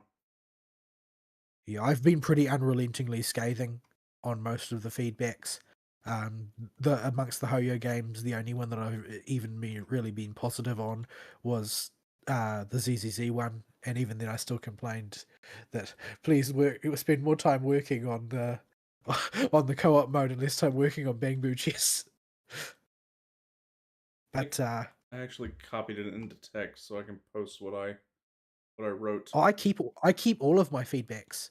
I keep them all on like, I've got like a folder on my computer which is all just like notepad files where I've recorded all of the things that I submitted to Hoyo and also to Kuro as feedback, so that I can refer to them when I'm writing each subsequent one, as whether or not I think these things are addressed or whether I think they're still important. Like, I go to a lot of effort, but it's mostly for my own benefit because I don't actually believe anybody reads this shit. Like, there's probably some intern somewhere that has to skim read them and then turn them into a digest for the devs. But Yeah, I hope at least one keyword will one day get picked up. I Let's normally face it, it's probably a robot at this point. Yeah, probably is. I don't put much effort into the normal ones, but since this seemed like a returner one that I got, I decided to put a little more into it, because if they're going to read one, I would imagine the returner ones are going to be the ones they're going to take the biggest Because look there's at. like a direct connection between returners and money. Yeah. So I actually took the time to just list out my 6 biggest gripes with the game right now that didn't involve the But yeah, narrative. like probably more than half of my feedback commentaries require me to go through and trim out like a third of the points because I'm way over the word limit. Yeah, what did I go with mine? Millie Esther Wonderland is obviously eating dev time from the main game. I have no interest in this mode, and neither do my friends. If we wanted to play Roblox, we'd be playing that instead. And number 2, Imaginarium Theater is still awful. This absolute trash fire of a game mode should be removed entirely. It's an obligation and a chore, not fun. 3, the lack of overflow resin like in HSR and ZZ, combined with the daily battle pass requiring the use of 120 resin to finish, is a colossal pain in the gluteus maximus. 160. Yeah. The insanity of allowing only very specific teams to be functional in in-game content, with several bosses straight up locking you out of attempting it if you don't have a newer meta team, is a carrot not worth chasing and thus not worth my money. 5 events are too novel and take entirely too long to do, especially auto chess inspired event minigames. Technical QOL, especially on PC, is so far behind your other games it's laughable. Why can we not auto switch between mouse and keyboard? Why do I still need to haul my butt to a crafting table to fuse materials of the same type? Why does condensed resin exist instead of just simple overflow resin? Gamepad keyboard auto negotiation is apparently on the design doc for 6.6. Out dang time. Thank you for your attention on these matters. Thank you, Mr. President. I couldn't help myself.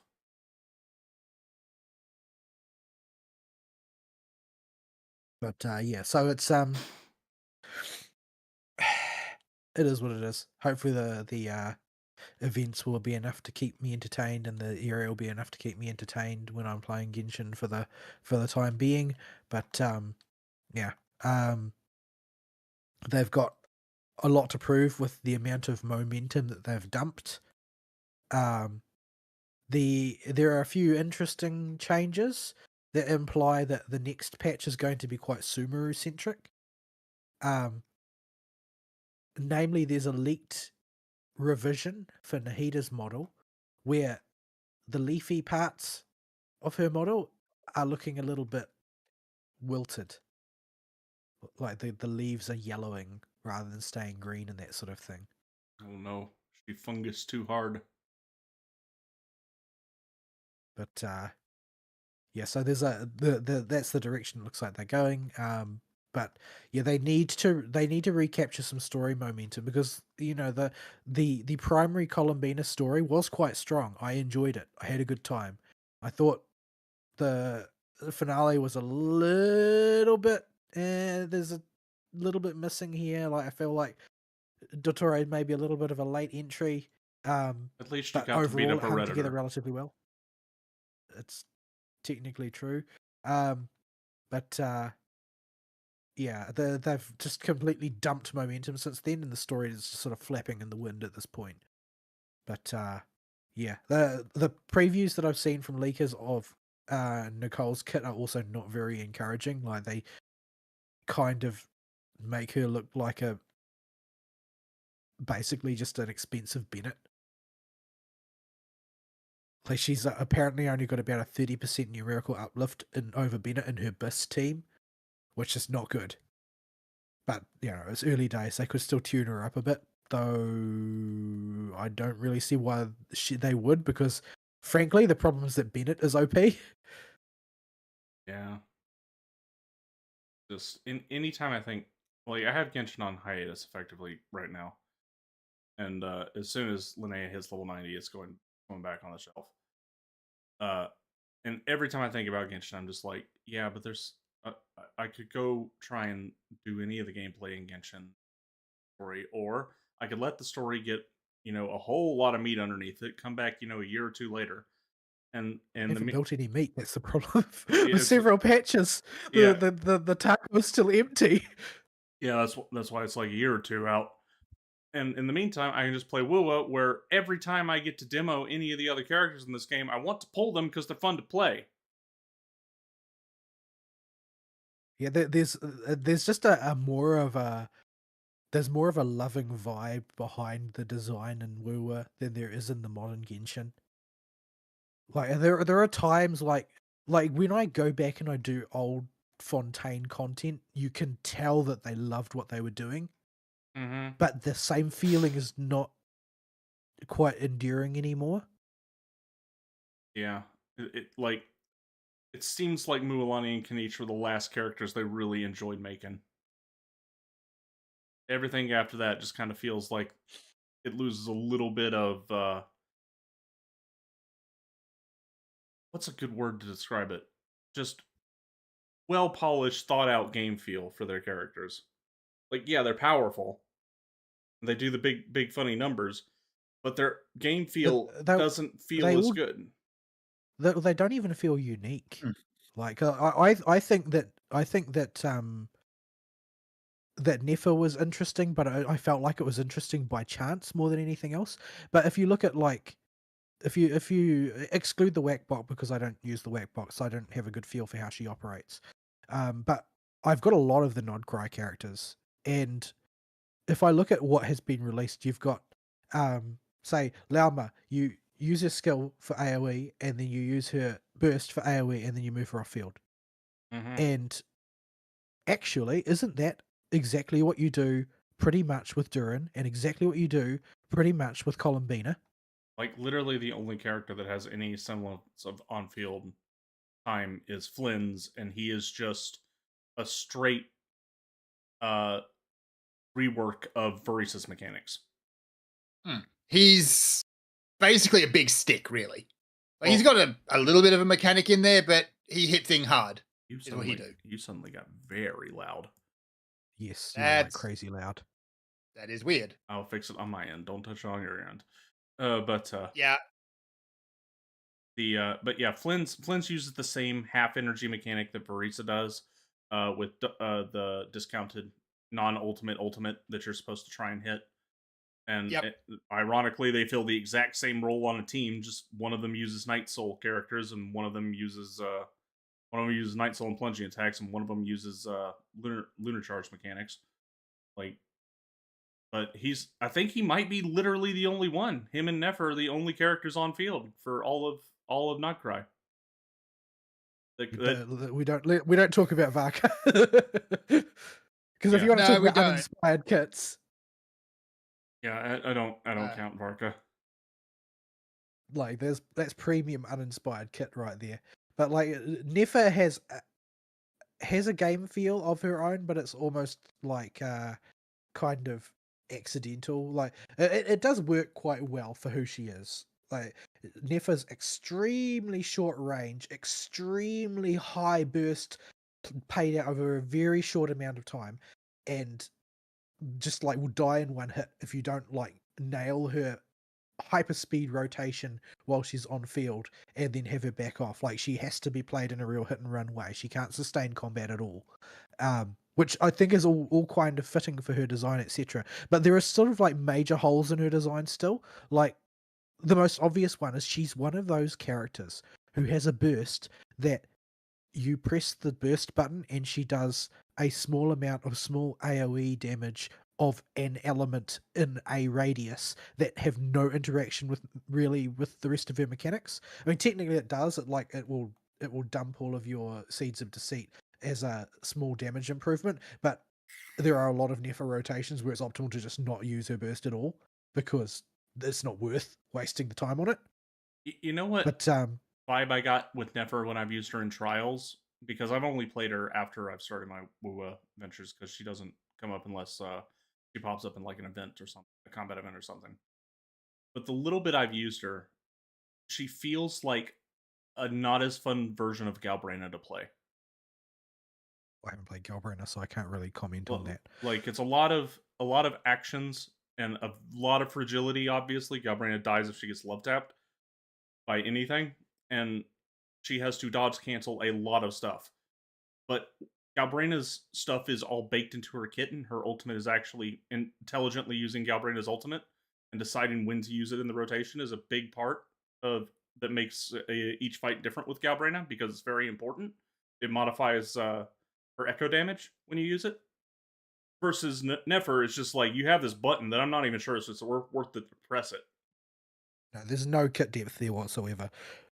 Her game feel is a different and is interesting only because it's different to all of the other characters in the near vicinity that also do basically nothing. Yeah. Like that's really the problem, is that she only stands out relative to other characters. Like even Subai, who's a little bit different to some of the others, is like, this is not really different enough. Like I pulled Subai because everybody knows she's just 5-star Ningguang. That's her role in society. She looks almost the same. She has the same element. She's got a similar cadence of combat, although at close range rather than long range, and she uses the same sort of buffers. So yeah, it's the main reason I'm into playing her is that I was into playing Ningguang, and she's basically my Ningguang substitute since they're never going to give me real 5-star Ningguang.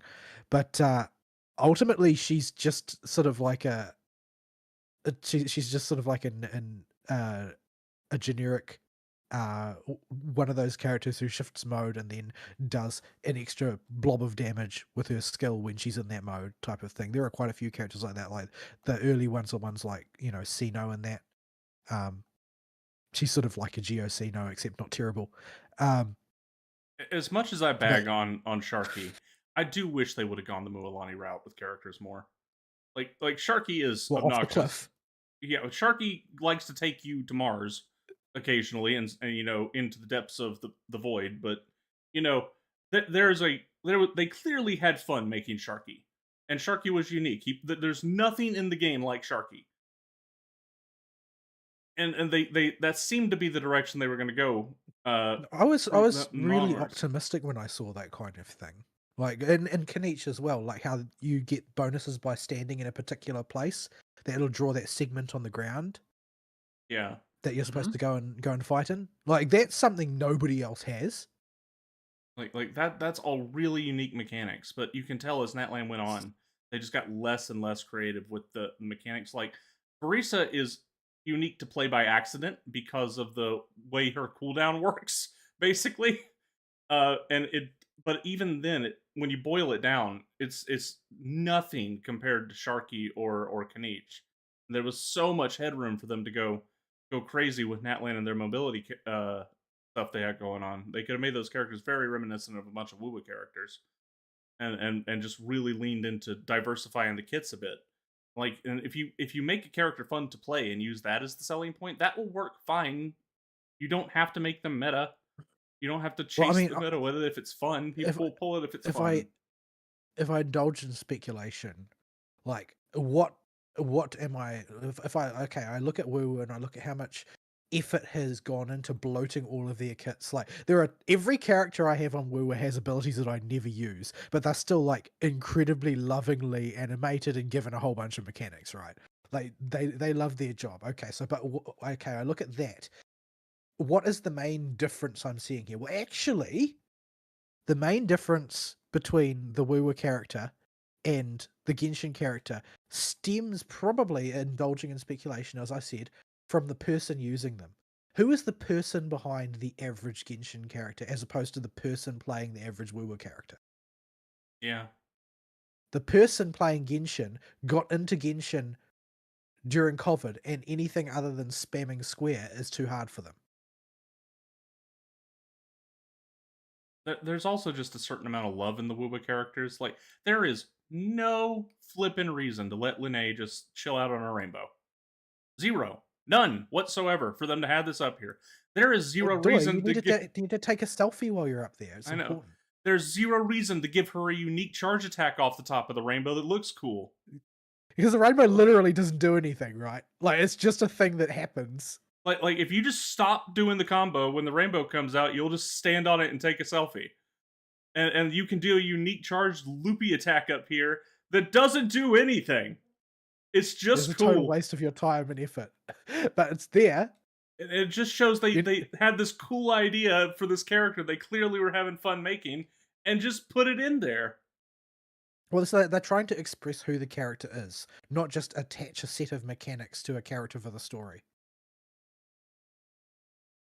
But I Yeah. think that that's where Genshin is at, though. Like the thing is that that ethos existed in Kenichi and that prove it, right?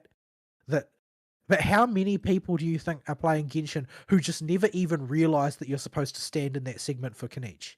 Yeah. I guarantee you there are people that get on Sharky and just bite and just mash square on Sharky without doing the tag mechanic that Sharky has, where you have to tap something 3 times or tap 3 different things before you bite. Like I guarantee you, like a solid 50% of the Genshin player base does that. So if you know for a fact that when you put a little bit more effort into your mechanics, that what's actually going to happen is most of the reaction that you're going to get will be people going online to complain about how they don't like it because they don't understand it and don't care to. Like, what's that going to do for your morale? Like, Yeah. the Woowa community, the people who play the characters are like pathologically loyal to Woowa in a lot of cases.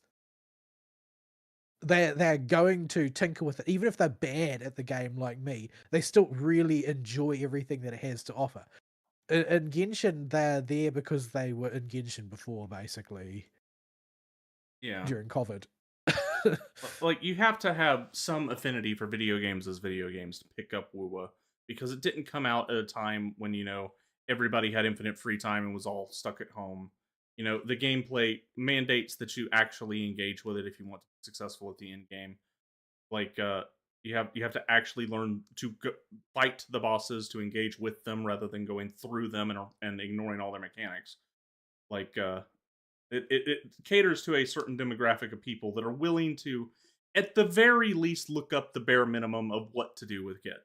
Like, I am not one to sit here and read all of Linnae and Galbrena and Cartwheel's giant walls of text, but I'll figure out the gist through gameplay and make the corrections by looking up a video guide or something for general gameplay, and then continue to experiment from there. But the people in Or do Genshin, like me and kill Hivation with elite Morning DPS. yeah, like But that level of engagement is so far beyond what I expect of the average Genshin player, just because they aren't gamers for the most part. But the thing is, then if you are making the commercial decision about whether it's worth the effort of putting all that love in, you're not going to get a positive response from your higher ups if you put a whole bunch of love in and it just doesn't pay off every time you do that. You spend all this extra development time, all this extra tuning time, and it didn't get a single extra pull. Nobody bought a single extra Primagem for that extra love you put in. I think that the situation in Wua is very much that people participate because they see the love that has gone into these characters. Yeah, They spend, all this time that I spend watching my characters do idols just because I want to see the animations, just because I can see how much effort went into them. Like that's not really a thing in Genshin, relatively speaking. That doesn't make people feel invested. yeah, So because most of those people aren't invested. They do their thing and they're happy doing their thing. It's like, the World of Warcraft lifers who are just in there because they've always been in there and they aren't really capable of critiquing the game because they're not really that engaged with it. It's just a thing that they do. yeah. Just yeah. Like, I just think about all the Woo characters and why I'm playing Woo instead of for the Slothy Genshin goes in. Like, I have no reason to pull Yuna. I already have a very powerful, well built Cardathea team that I can whip out whenever I need to handle arrow damage. Doesn't. I don't have Augusta to really leverage as a sub DPS. I just kind of like the way she plays, and the little event they got going on in Wua right now as the mini combat event. Just yeah, that's a lot of fun to play. I just like to watch the world flip upside down when I play It, I'm impressed every time I see that because that's just straight up an optical illusion. Yeah, That's just executed masterfully. turn. That like it actually feels like the world is being inverted while you're playing. But Yeah, nothing's actually happening. It's just an animation on the screen, but it's just done so masterfully. yeah, and because it doesn't do anything funky with your controls, you don't feel like you're out of control when it's happening too. So you're just like, it's just the coolest little dumb animation, and I love it. It just makes her so fun to play. So I'm like, yeah, well, I need to make sure I got enough in the tank to at least grab her. I don't, since I'm not getting any of the other Nightcry characters. It looks like coming out. Maybe Lucilla. We'll see. Depends on what her kit comes out as. But I can just pull. I'm very fixated on the next patch.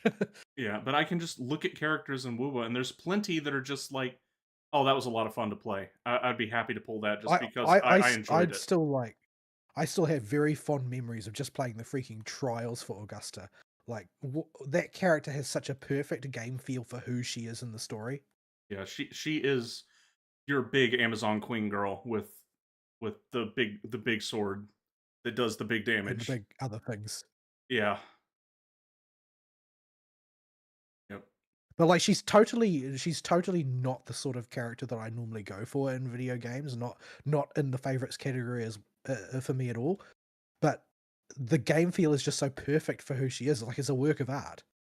Yeah. Well, you do play Great Sword Monhun, and she is the Great Sword character. That's true. It's true. But I'm talking about in terms of character archetypes rather than in terms of weapon mechanics. Yeah. But But because technically speaking, Mornier is also a great sworder. she feels like, the overly militaristic queen type that you don't see executed very well in media, and they did her story very good too. Like, Yeah, so this is how you do a girl boss character that's not going to offend everybody. yeah, and yeah, like if I get like pulling Augusta's on the table now, and I wouldn't say no to that. She's a lot of fun to play.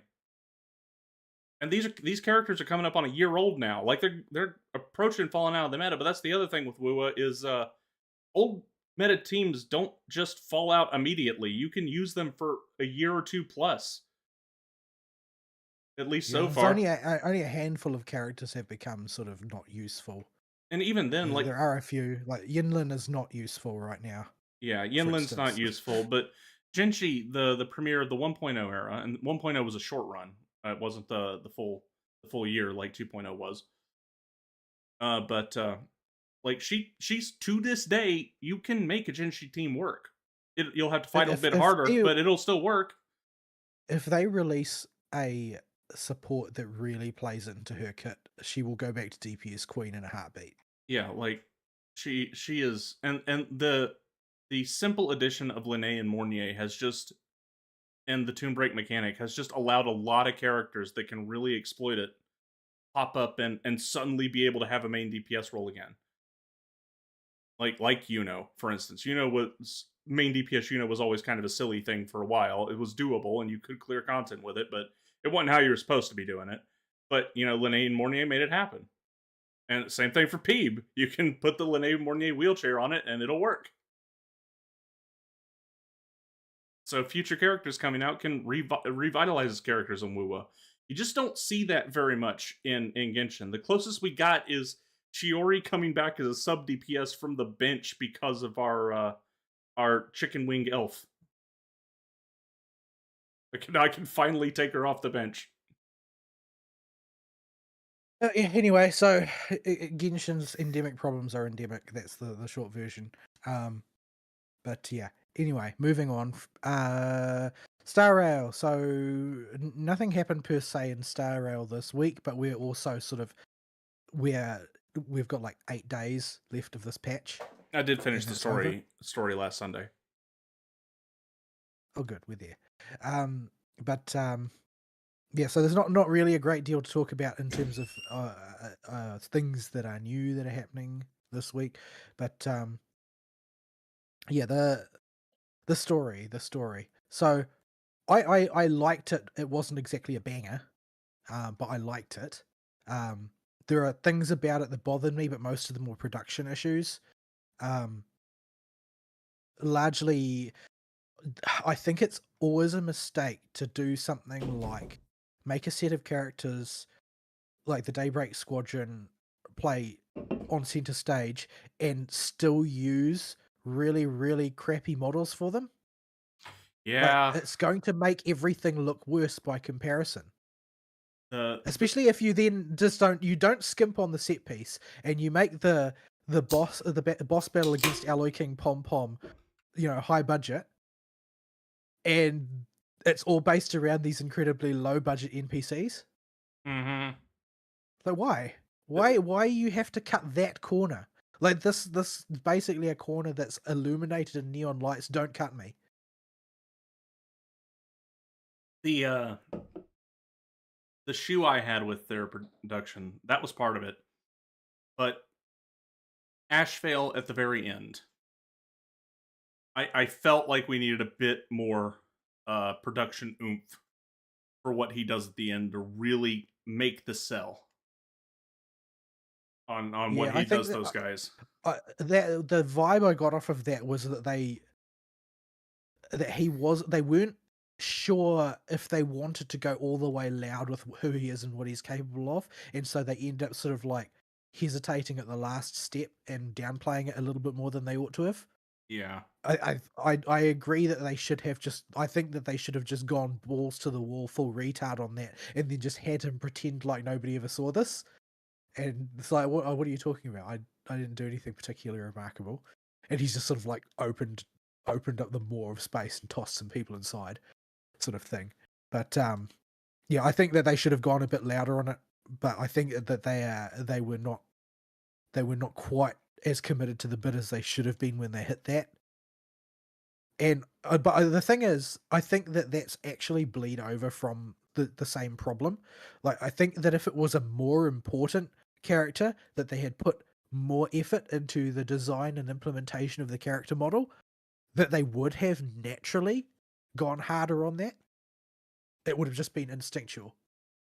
But them cutting the corner on those character models is going to make them treat everything as a corner that can be cut.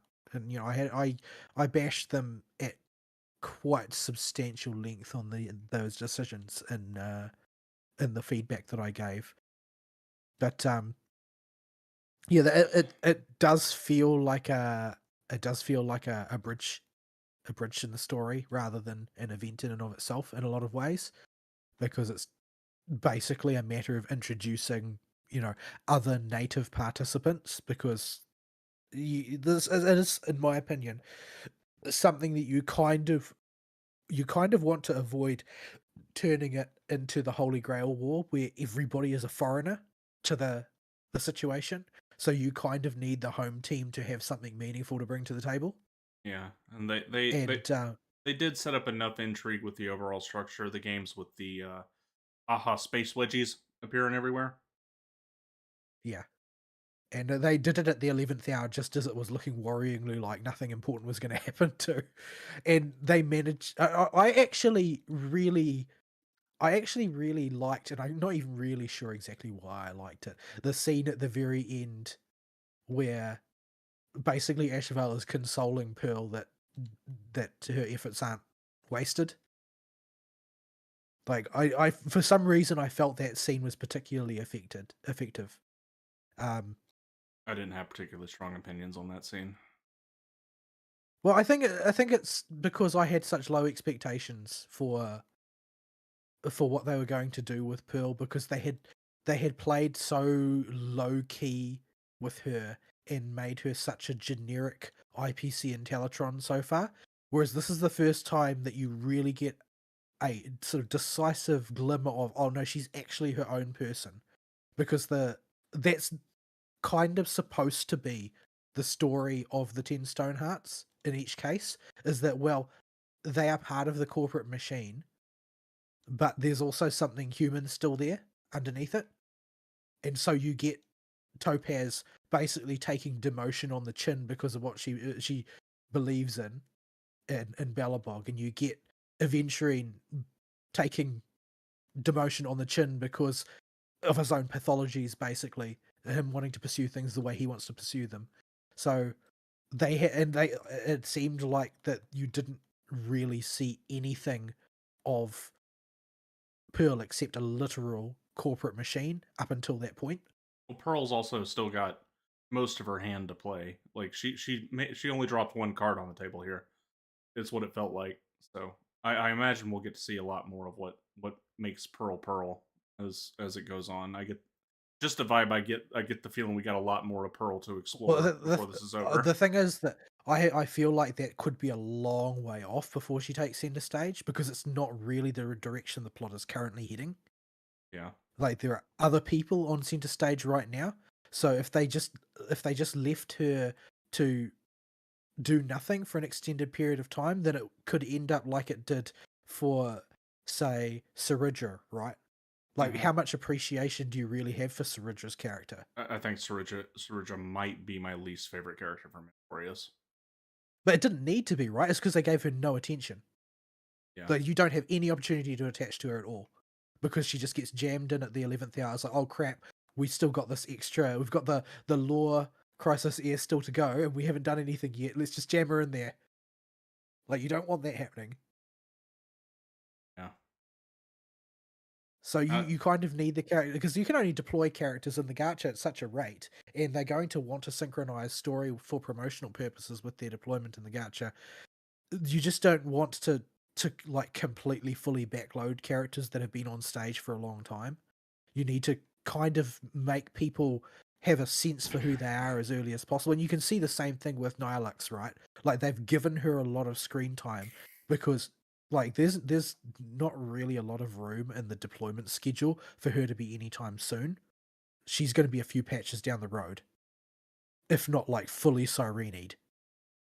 So they need to give her screen time now so that people have a sense for the person that she is, at least to some extent. Although, when it comes to her, it's like, well, how much of what you see of her is real? Is she actually just that much of a goober? Or is there something else underneath that? More She goober, is totally a, presumably. she's totally a goober though. Like if anybody was going to write Stell as a character in a comic, it would be her. I'm actually most right now in the story. I don't know when they'll cram him in to explore what his deal is on the planet. I want to see what they do with Chicken Wing Boy. Yeah, I'm hoping he doesn't end up being a plot artifice of some kind, but there were like really, really early rumors, like back when M4S was still running, before that major version had even come to an end. There were rumors that Sunday was going to get an SP in the next major version. But so that could be on the cards, and it's pretty much it's pretty much accepted canon amongst leaks at the moment that Robin is going to investigate what Sunday is up to, and she's probably, I mean, she's part of the entertainment circuit, right? Working for the IPC in some capacity, because they basically control entertainment in the galaxy. So when Sunday does his call, which is quite likely to happen in the next version, I think. Like, I think that they're probably going to send Sunday in to be like their agent of charisma in the entertainment world, because that's what I think is going to happen really, because that's Full Wish's bag, right? She controls mass media in Plain Arcadia, so they need somebody who's used to the stage and has charisma. And the only person we've got on the docket is our boy Sunday, but that means that Robin is going to notice because she's tied into that industry as well. And that's been accepted leaker canon that Robin is also going to get an SP. So the chicken wing siblings are probably going to get some spotlight. I have a mental image in my head of Sunday with his dumb chicken mask on, with his chicken wing head, with a Michael Jackson hat on, doing the Dante version of the Michael Jackson dance on screen. This does not seem very in character to me. Funny though. We are in the land of Definitely, Aha. definitely amusing. But yeah. On that note, in the land of Aha, Hoyo actually licensed Never Gonna Give You Up so that they could do an April Fool's Rickroll, fully animated. Like scratch animated, not using in-game models or anything.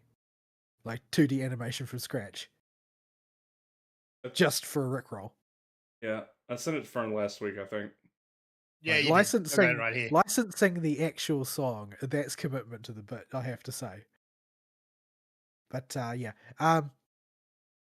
So yeah, there's the story, it is what it is, but everything has been sort of like dangling more and more threads because we're in that phase of the story. It's nice that at least they gave Full Wish a real model. She seems a bit cray cray. Most of the people on Aha Land seem like they're a few screws short of like a full crayon box. But yeah, so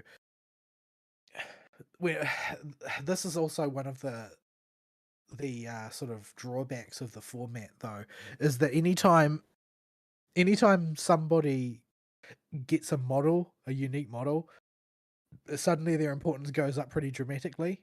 And when you present, you present Full Wish on one hand and Daybreak Squadron on the other hand, and one of them has a unique model and the other one doesn't, and you're trying to work out the provenance of authority, well, you kind of outed your story a little bit here. There's not you're not really setting up the twist you might think you are.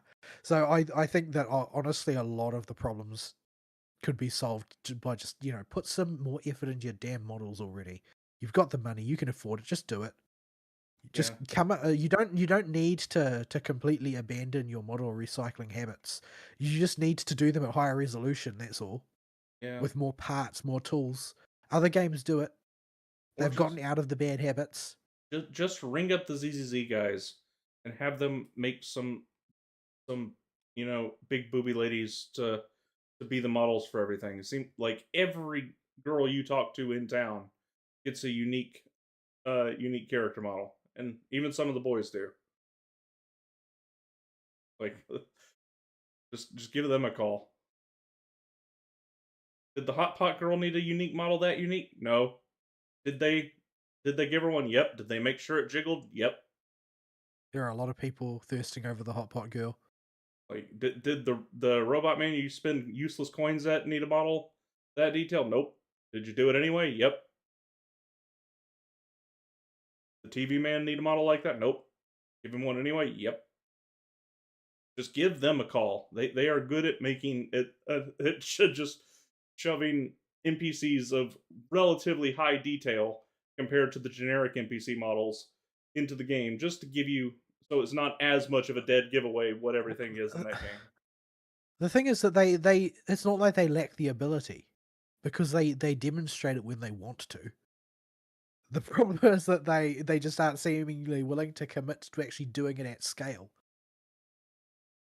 Yeah, They need to, though. I think that it's going to become progressively more obvious that the story is being held back specifically by these matters of production. Every time you need an NPC for a throwaway role, you're going to have to commit to making that NPC at least somewhat memorable, because otherwise people are going to automatically mentally filter them as irrelevant, yeah, and then your story will start to fall apart. yep. Like there is. I am probably not gonna remember. I already don't remember the specifics of the hot pot event because I kept getting interrupted during it. But I will remember that NPC girl for it because oh boy, does the camera like her in her introduction.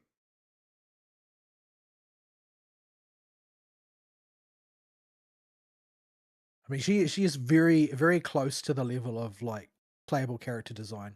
Yeah, but she's almost certainly never going to be. But like that is prime A rank fodder if I ever saw it. Yeah, I think that they really needed to commit to that in Star Rail to really stick the landing on a lot of this stuff. But yeah. Overall, I rather liked the story. I did also Anomaly Arbitration, and it was just as miserable and as an experience as I expected when I saw that Pollux was running alongside Xandar. Um, that was bullying, man. I mean, you got a gold on it. I got gold and I got all 9 stars. However, I did not enjoy doing it, and it took me hours.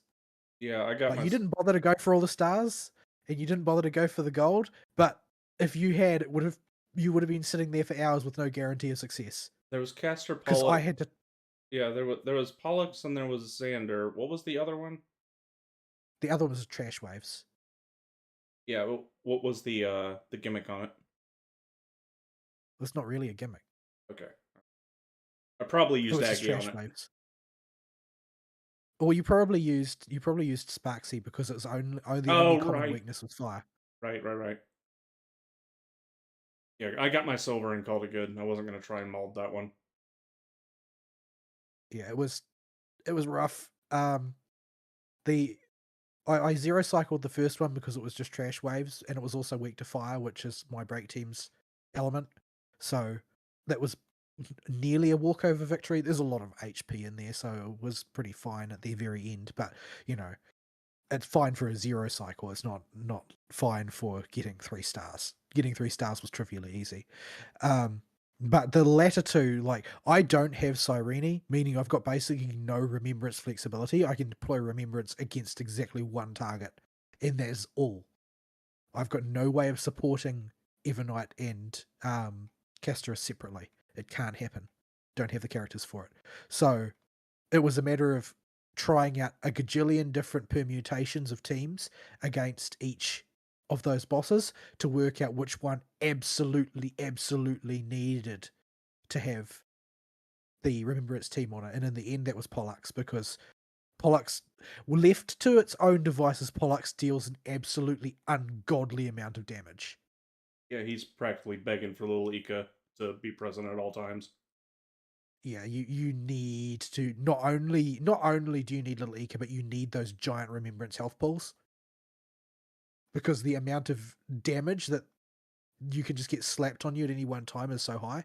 So yeah, I ended up putting Remembrance on that, which meant Xandar had to be done by brute force, and the fire team was already spoken for. So it ended up being Kafka's team that did it, and after like a gajillion tries with tuning various different ratios of support and skills and that sort of thing, like I had to try a lot of fine permutations, like very small changes that would, because it's got one of those really brutal first waves that takes a long time to get through, because it's got those obnoxious like fish mobs. Like once I got through that, it was a very fine adjustments were needed to, like, this character will use its skill here, this character will use its skill there. Like that team is not like completely staffed for skill points, but you do need to spend them quite carefully. And if you don't spend enough skill points, just like doing random uncalled for refreshes of Permanent Soterai Shield, you will simply get one shot by the phase changes that Xandar goes through, because they come with a big glut of damage. And you need to be able to do something about that. And I tried doing it with healing, and it didn't work, because you needed to time everything perfectly. You ideally needed the shield on top or a giant health pool to absorb the damage. And since I didn't have giant health pools available because they were all busy with Pollux, it was a matter of using Permanent Soterra shielding and making sure that I would wind up as much shield as possible before doing a phase change to avoid the one shot. So it was an arduous task. I got there in the end. I got my 3 stars, and I got my gold on the pom pom. I tried doing pom pom with elation, but my elation team simply wasn't fast enough. Like, the damage output over time was just a little bit low for the gold. Possibly if I fiddled with it at great length, I could get there. But in the end, it proved easier to get there with the break team. The break, if I got really lucky with damage allocation, I might even be able to zero cycle it with an no sustainless break team, but there were too many things could go wrong because you just take too much mandatory damage. The Stingray at the start just has so much freaking health. It's crazy. Yeah. But You I know, know how much you love that Stingray. I hate that. I have no doc characters. Like, that thing. Ugh.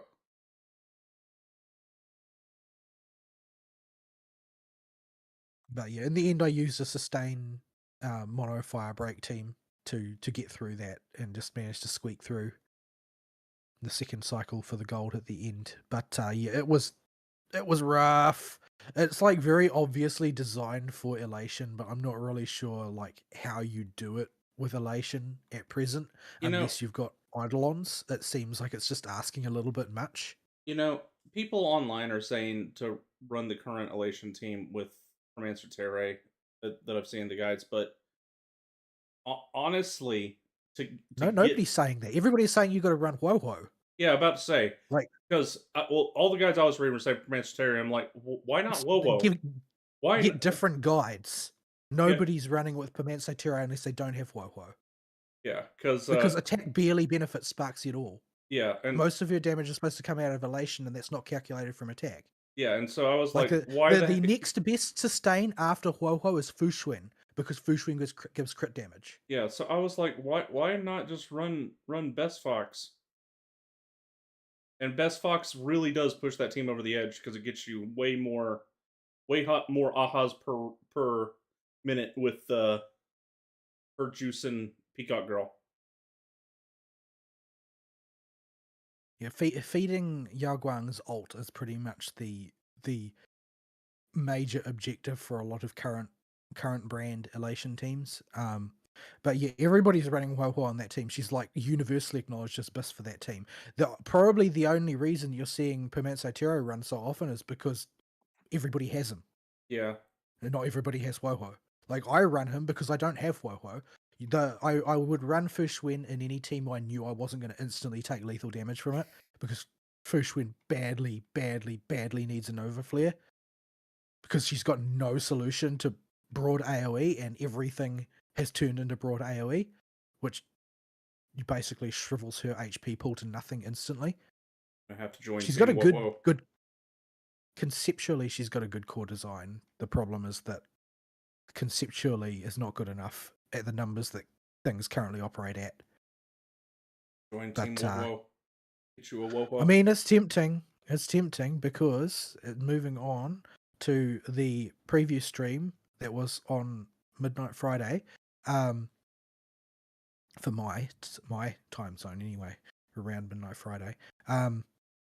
They are having the anniversary event, and one of the things, I'm not going to go through the whole previous stream in detail because there was a lot of fluff there, and most of it's not really that relevant. A lot of it was just sort of like promotional stuff for the story, etc. And a lot of the other stuff was stuff we've already talked about because it's the character kits, and the character kits didn't alter for the last two CBTs, so it's like whatever I talked about last time for the new characters is still true. But they are, as was rumored, moving Robin and Huohuo into the Golden Spirit shop.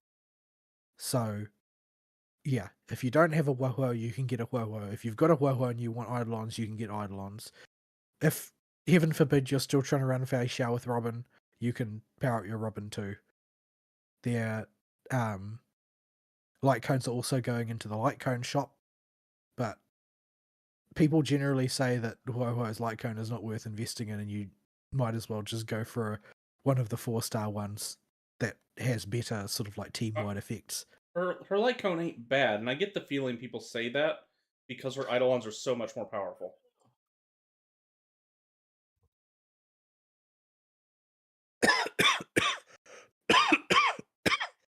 Like it's not mechanically altering or super busted, but it's very good.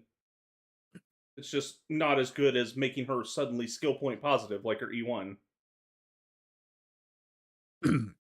Anyway, so yeah, there's that option is available, but ugh. There's not a huge amount to write home about for the anniversary. Most of it is oh, got the hiccups now. Most of it is the usual stuff, except tuned up a little bit. So like your usual 10 pulls that you get at the start of a patch is going to be 20 pulls instead. There's a bunch of different ways to get big piles of Primogems from in-game and out-game activities.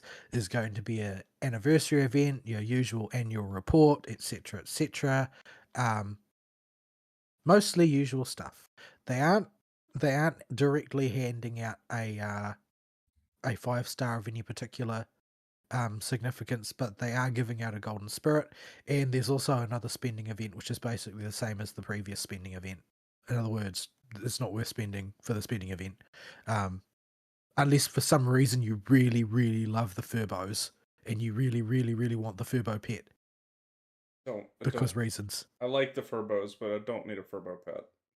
There are some people who really like them, but yeah, the spending event is a spending event. It's still the obnoxious, not very well liked version of the spending event instead of the beloved Honkai Impact 3rd version of the spending event, where only what you actually pull with counts. So you can pre-save for them. Unfortunately, that's not like this. But there's not really much else in there to talk about. Like, We need s- coming up on 2.5 hours for the show, by the way, and we're still in the middle of yeah, Gacha. We got more to go. we're not in the middle of Gacha. We're sort of like in the back quarter of Gacha. But there's not really much else to talk about for that. Everything else is more or less okay. So we've got your major patch 4.2, bunch of stuff.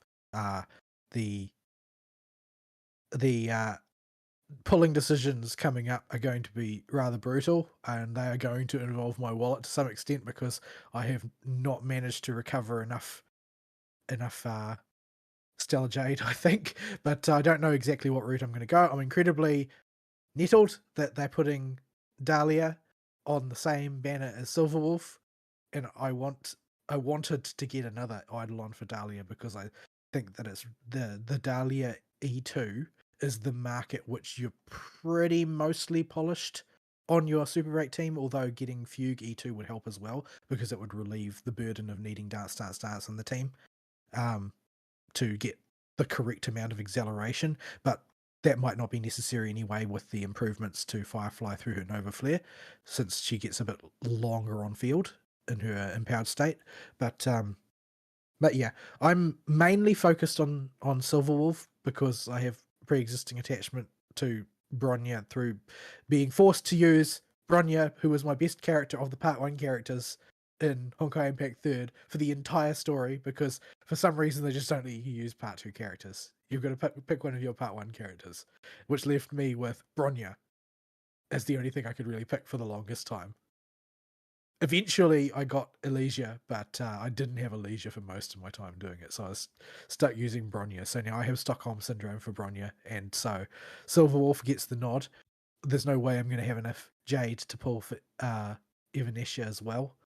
But from what I've heard, though, at this stage, Evanessia's performing better than Silverwolf because basically her mechanics are all more accessible, whereas Silverwolf tends to end up in resource debt, like an E0 Wowo, basically. Just end up like just falling short of where she needs to be in order to perform correctly. So presumably that will get papered over at some point in the future by another character. But yeah, the Silverwolf has got a slightly, based on current estimates, not that there's much data to go from, higher damage ceiling than Evanescia does, but it's like monumentally harder to hit the damage ceiling than it is for Evanescia, who can basically get going using Elation Trailblazer, whereas Elation Trailblazer is almost useless to Silverwolf. So yeah. Anyway, moving on from that, we are in Weewa Town, and well, the new interlude is out, which is a nice little, content injection for late in the patch cycle. I am actually quite liking this structure since it gives you something to look forward to, even if it's not especially long. And it is mostly, I don't know, I think that Lucilla's professionalism is a little bit questionable. I think she's a little bit too overly flirty with her students. Some of the things Possibly, she says are a bit sus. possibly. Uh, the big thing that stood out to me this patch is number one, the cinematographer made a friend to go overboard with this patch, and that was the facial animator. And they decided to animate a non-human face to have That rabbit was so uncanny, like made that my skin crawl. I that think it's supposed to though. yeah, that was definitely the effect they were going for, and they achieved their goal. Good grief, it was creepy. Have you ever seen a rabbit give you evil smug face in I like have owned 50 many different pet rabbits in flavors? my time, and none of them look like that. Because this one has like 50 different evil smug faces. And we're not conveying this very well because you kind of just have to see it. It like they make this thing the most because it's not like a cartoon anime-esque rabbit in its proportions. It's like just a big rabbit. Like, Well, right up until that scene, it just looks like a regular rabbit. yeah. And then you've got this thing on its back looking at you, talking to you with this monster human like expression on its face, with still this normal rabbit body, just sized up a little bit. And the thing that is controlling the rabbit is obviously turbo evil. So it is, and just messing with you the whole time. It is incredibly uncanny. I thought they did real great. I loved it. I love the dumb rabbit. I was deeply uncomfortable. There were also, That rabbit's got it in for you. yeah, you'll understand when you get there. There was also giant booba coming out of the TV screen. Well, I mean, if you're going to list Lucilla's assets, they're going to be on the list. So Yeah, The first two entries, in fact. yeah, I did like Lucilla's attitude towards the main villains the whole time, though. yeah, like that. I think that it was kind of refreshing to see somebody who takes them seriously, but not more seriously than they deserve. Like, yeah, like she is clearly ahead of them in preparedness for their schemes, even if she doesn't know exactly what they're doing. She's not all knowing. They didn't fall into that trap, but they Well, made the vibe I got is that she has made the correct judgment that worrying too much is not going to help. yeah, Like that, she doesn't want to give them more fear and gravity than they deserve yeah, because it's just not going to accomplish anything. Getting all up in arms about it. yeah. Like she'll set up pieces for contingencies that can cover as many bases as possible, and just have faith that it's going to work out. It's like it's not recklessness and it's not bravado, but it's also not like overly treating it as treating it as overly crucial in the sense of everything needs to be put on hiatus until we've sorted this out. Like no, you deal with the problem that's in front of you as best you can. You lay down your contingencies as best you can. You collect as much information as you can, and then you just make your decisions on that basis and don't spend too much time fretting about the whys and wherefores. And I think it's deliberate to add an extra layer of contrast to between Lucilla and Rover's sort of like still like you can see it still simmering in the background, her obsession with Ameth. It's like, well, I mean, it's been tamped down a little bit, but it's still, occupying the lion's share of her thoughts. Yeah, well, And with the waveline she's message you sort of get at like, the end, the fact that Rover's willing to wait until she gets a message from Lucilla again instead of going off and diving into the other dimension immediately shows that she's got a better handle on her emotional situation with she's it. got it. She's got it under control, but she is not like actually. She's not actually perfectly focused on the goal in front of her the way Lucilla is. Like I think Lucilla's meant to be sort of like a contrast in the sense that Lucilla intrinsically has to her nature and instability that has to be carefully controlled by decisive judgments, and she simply literally doesn't have the mental space to worry about things she doesn't need to because of her constitution. Yeah. Whereas Rover's biggest risk is that she's going to slip into doing something reckless because she's worried about something that's not appropriate to worry about at a particular moment in time. Yeah, girlfriend did a hard drive wipe. She has plenty of space up there to worry about stuff. Speaking of girlfriend, uh if you're playing male Rover in this quest line, male Rover's going to be staring at a makeup mirror a lot. Yeah, that seems sus. Just a little bit, yeah. I mean, I Well, get. it depends on how you play your male rover, I guess. I mean, Maybe your I male mean- rover's a bit of a queen. Maybe. I mean, Maybe he just likes to look pretty. I mean, the other communicator was lipstick, so I guess given the two options, Yeah. the why she can't just use a cell phone. I mean, maybe the Fraxes can track that. Yeah, I to be honest, I think it's because she's a film buff and she likes the whole James Bond thing. It's quite possible.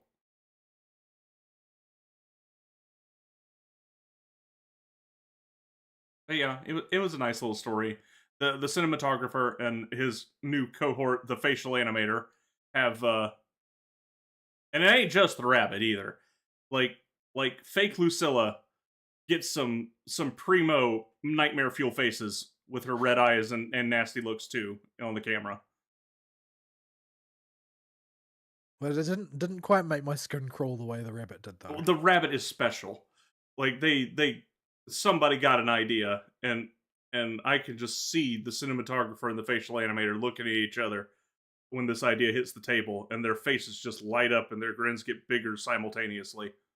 That they're just totally in sync here.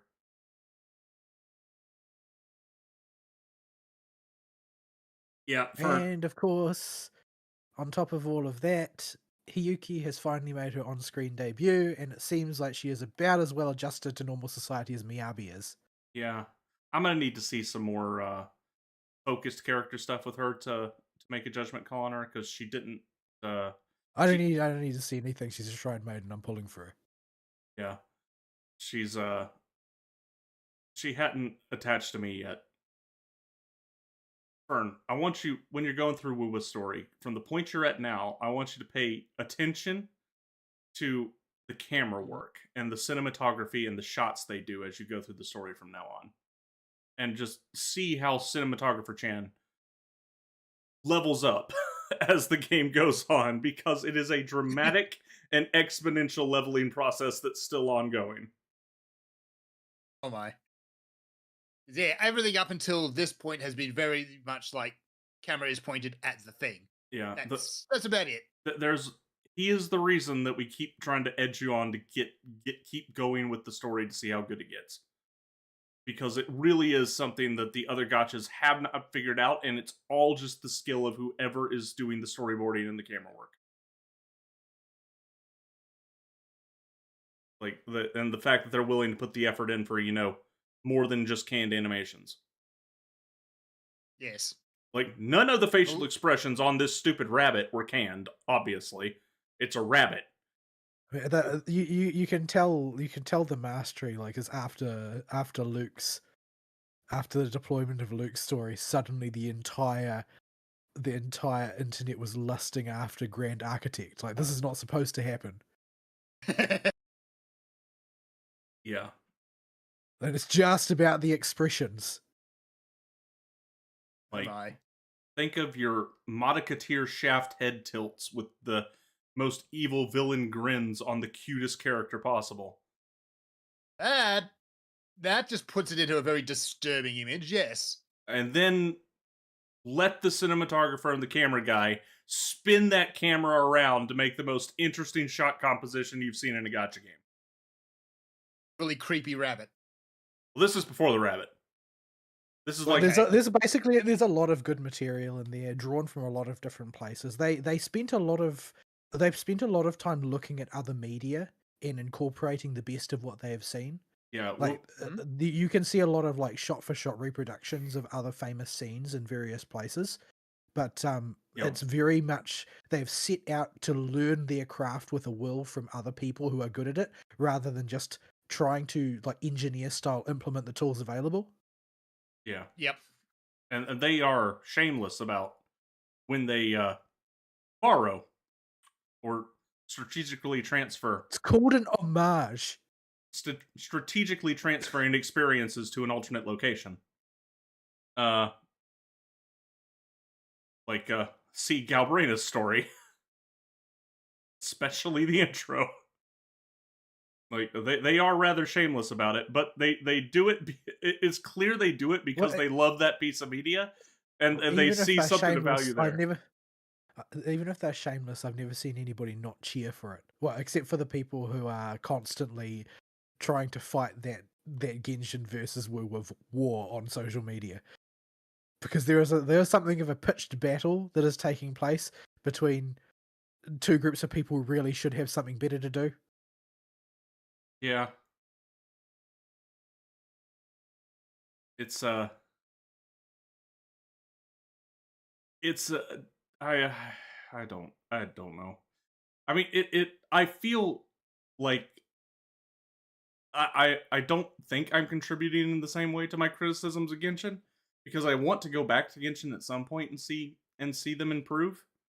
But it's because I'm in a position where I want them to step up and rise to meet the competition out in the market right now. And right now, Wu is just doing everything to eat their lunch in terms of their characters' It's playability like and their character it's not. designs and their camera work and the storytelling. It's, Like it's all just way better. it's really not sufficient for one side of the debate to be in competition with the other. You want them to make each other better. Because I mean, there's no reason to believe that Woo won't get complacent at some point in the future if they just never meet any resistance. Yeah, I mean, we did not have any first person camera shots, probably because Mr. Cameraman realized that you can only do that so many times. But But you do have them in Genshin now. you do. He has figured it out. They figured it out in Star Rail too. When you become the puppy,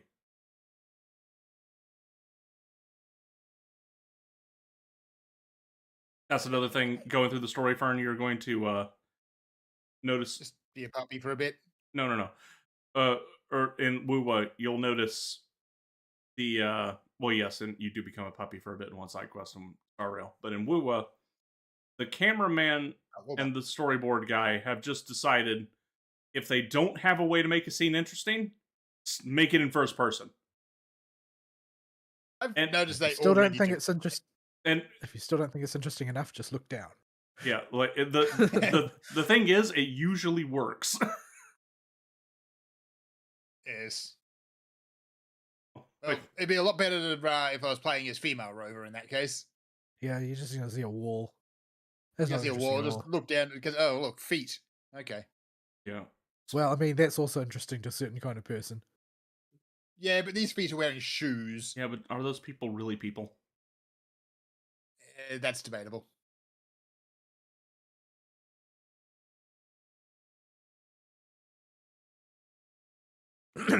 Anyway, so I haven't done much of the current Woowa event. I've done like the first stage or something, and it is what it is. It gives you a chance to play around with a variety of characters, which is good in its own right. It's a little bit more time consuming than some similar ones. I preferred the more open world dynamic version of this event that existed in Septimont, but I mean, you can take what you can get, I guess. But yeah, it does allow them. It does allow them a framework to try to allow you to trial other characters, which is something that seems to have really caught on in Gacha, which is frankly obvious because it's how you sell characters is by giving people a little taste. But Yeah, like it's the go ahead.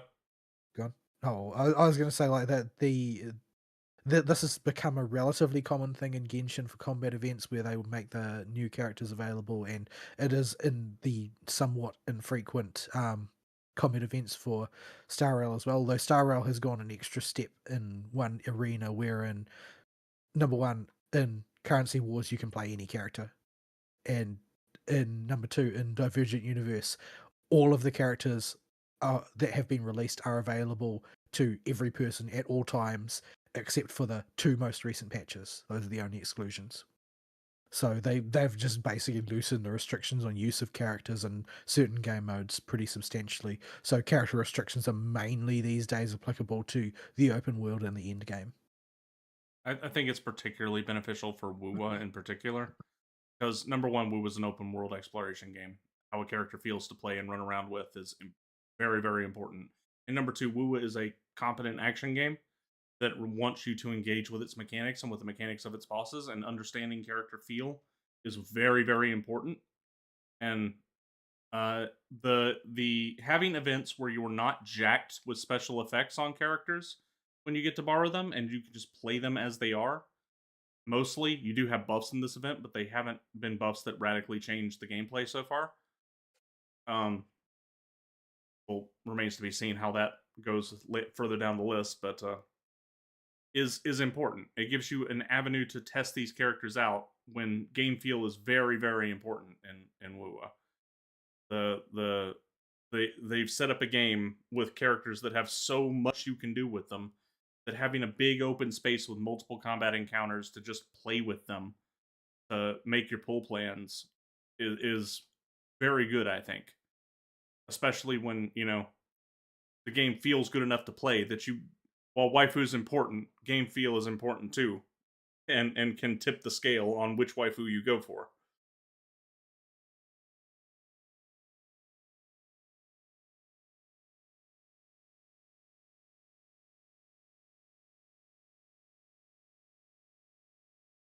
Anyway, I don't really have much else to say other than that.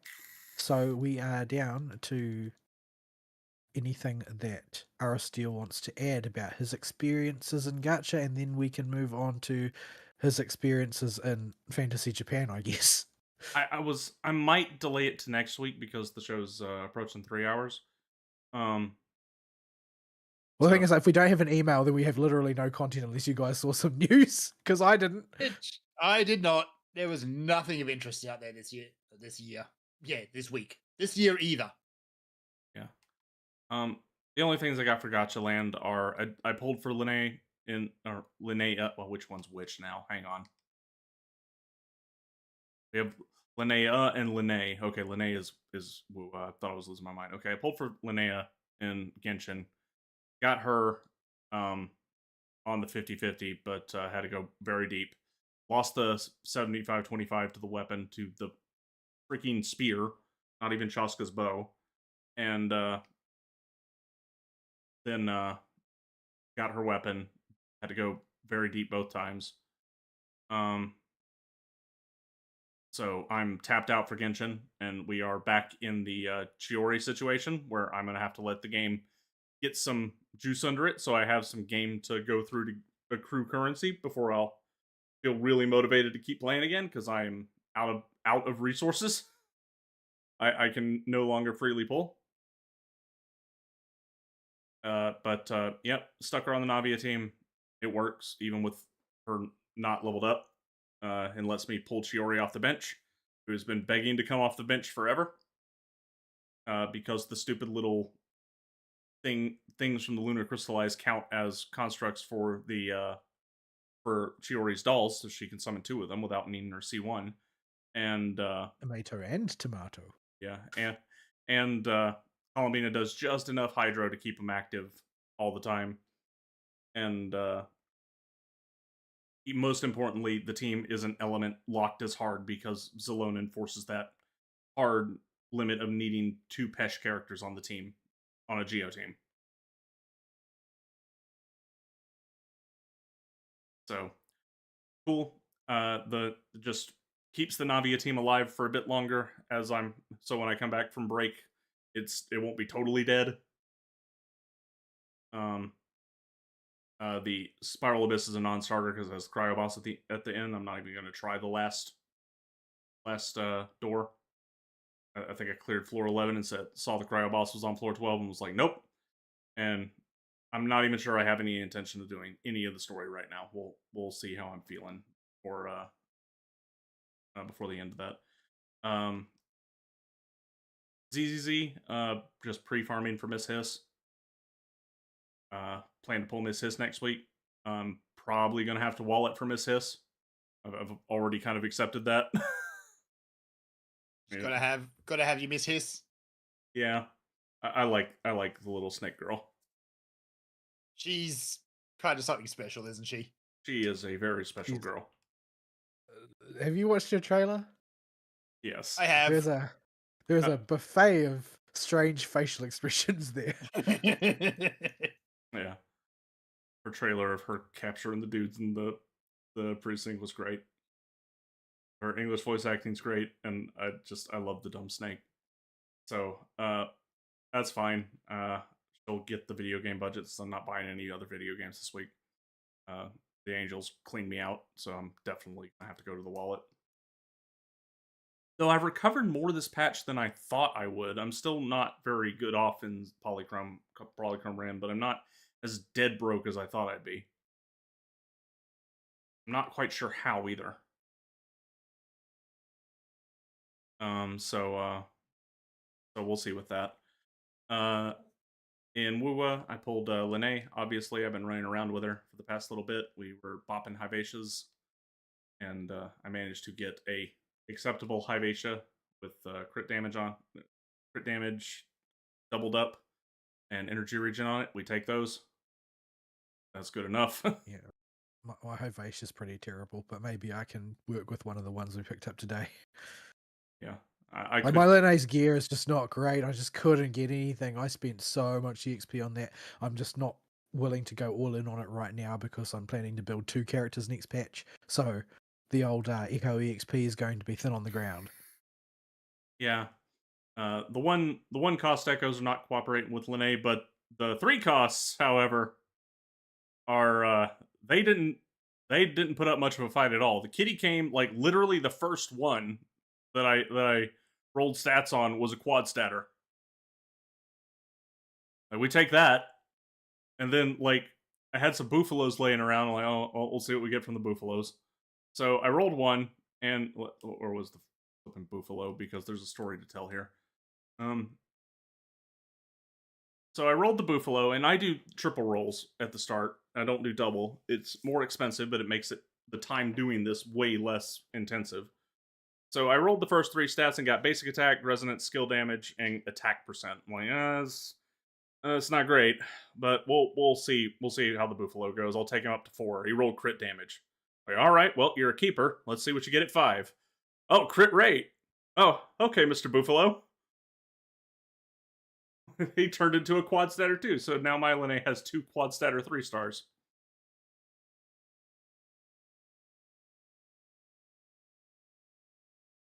So my Linnae is good to go.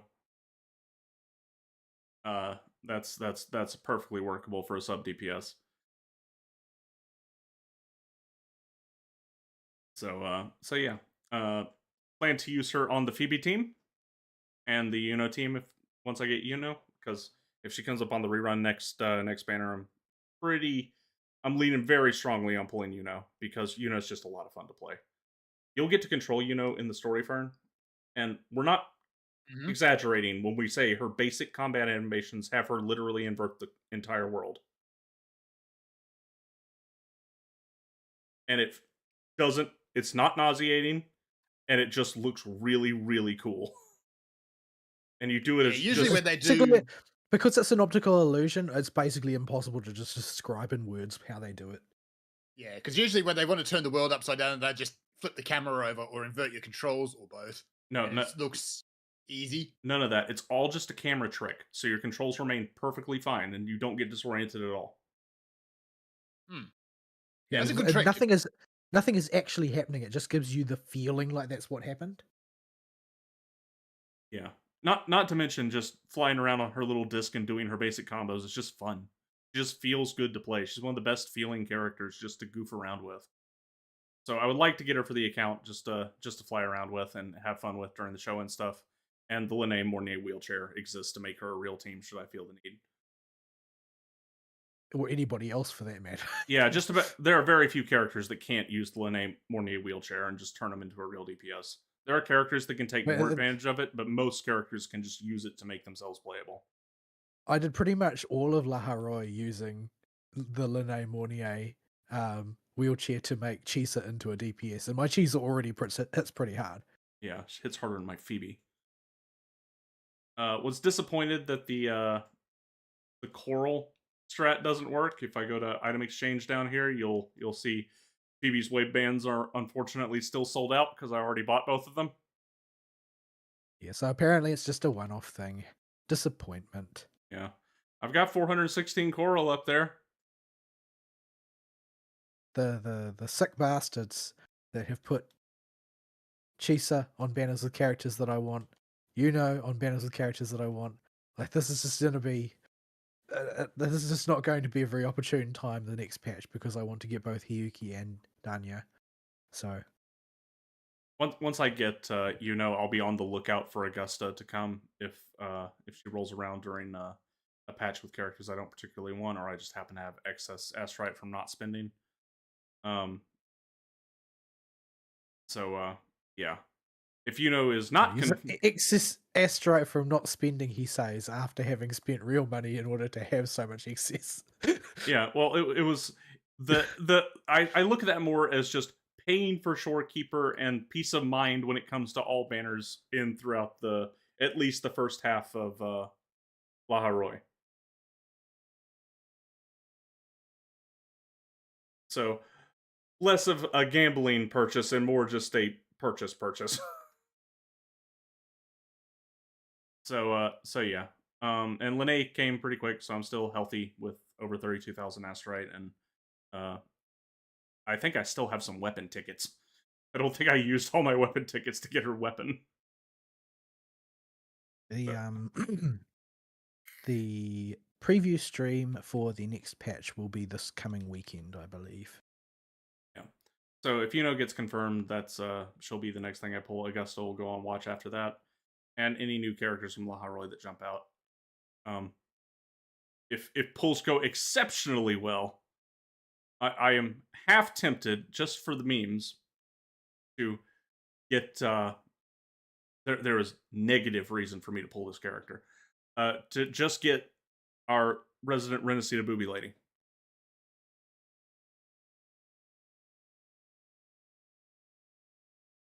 Really? There is no good reason to get her, especially since I got Lupa on the YOLO pulls earlier. But at this point, I kind of just want her for the memes. Jellyfish memes. Jellyfish memes. But yeah, I'm still having fun playing Woowa whenever I get on and play it. I've still got a bunch of side quests out in the academy to do. Um, I like Laharoy as a region, the area around the academy at least. Not a big fan of the snowy wastes, but I've depleted nearly all of the side quests I have available to me, except freaking whatchamacallit. What's that sodding thing called? The cinema. You know, the one. oh yeah, Dreaming Deep. yeah. And I'm not looking forward to that, I'll be honest. I'm It takes so long. I'm not sure what they were smoking with that. Uh, but there's a lot of polychrome in there. There is a lot of polychrome in there. Well, asterite. But I don't know if there's actually a lot when it comes to like per hour spent. Yeah, I'm glad I got that out of the way on my vacuum spree for cartwheel. I did just one. I did just one story, like the first one, the introductory one, and I still feel like I had no idea what was supposed to be done. And Like, it it's not only gets very longer obvious. and more complicated the further deep you go in it, with multiple reruns for each level needed. Like it's I'm not sure what they were smoking. Well, to their credit, it is an experiment they have never repeated. Yeah, but yeah, I'm mostly am just really interested to see where they less about the main story of Laharoy because that's just it's good. But it hasn't super grabbed me yet, or like well I say yet it's had plenty of time to sink its teeth in, but it's got me enough where I want to see what happens next. But it's not the most interesting story to me in terms of how much it's sunk into me. But I just really enjoy watching how it's shot and directed and how it's acted out. Like it just all the little things that make the story they're telling be presented to me just feel really good. So even if I'm not super into the main story as a main story, I'm still fine looking forward to every patch just because I just want to see what the cameraman does next, basically, and what the characters do. Well, I am into the main story because I didn't play in a crappy language famous patch. Yeah, that probably hurt quite a bit.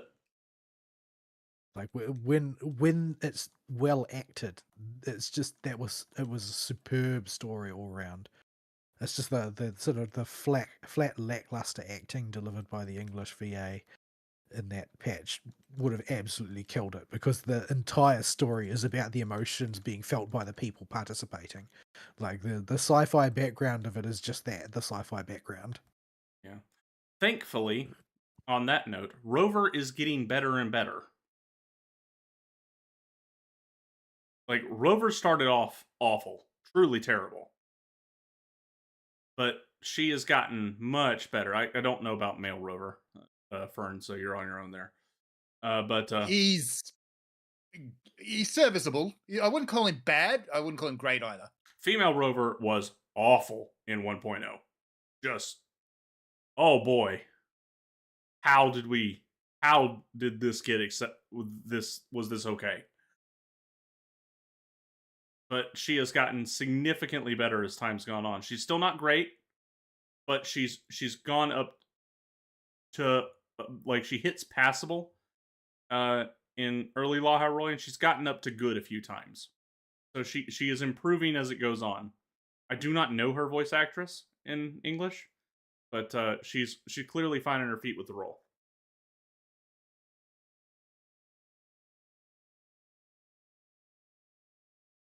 Was Lucilla's voice acting? It was good the whole way through. There was nothing to complain about. It wasn't super standout. Just a good voice actress that had a good grasp of the assignment. Well, realistically, from Woowa these days, it seems more like you should be hoping for it doesn't detract from the actual story as your standard.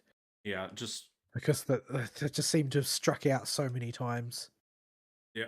Ameth was the big one where they just flubbed it up. But yeah, in Renacita you'll be fine, Fern. All and Septimon. Like the characters there, all of them are great. They often have their unique accents. But even if they're put on, they fit the character, and you get Mael playing Carlotta. So you played Expedition 33, you'll know that voice. Yep. She did good in Expedition 33, so yeah, she does good as Carlotta too. Zani's weird Tanglish accent is Tanglish is a good word for it, yeah. But I love her stupid Tanglish accent.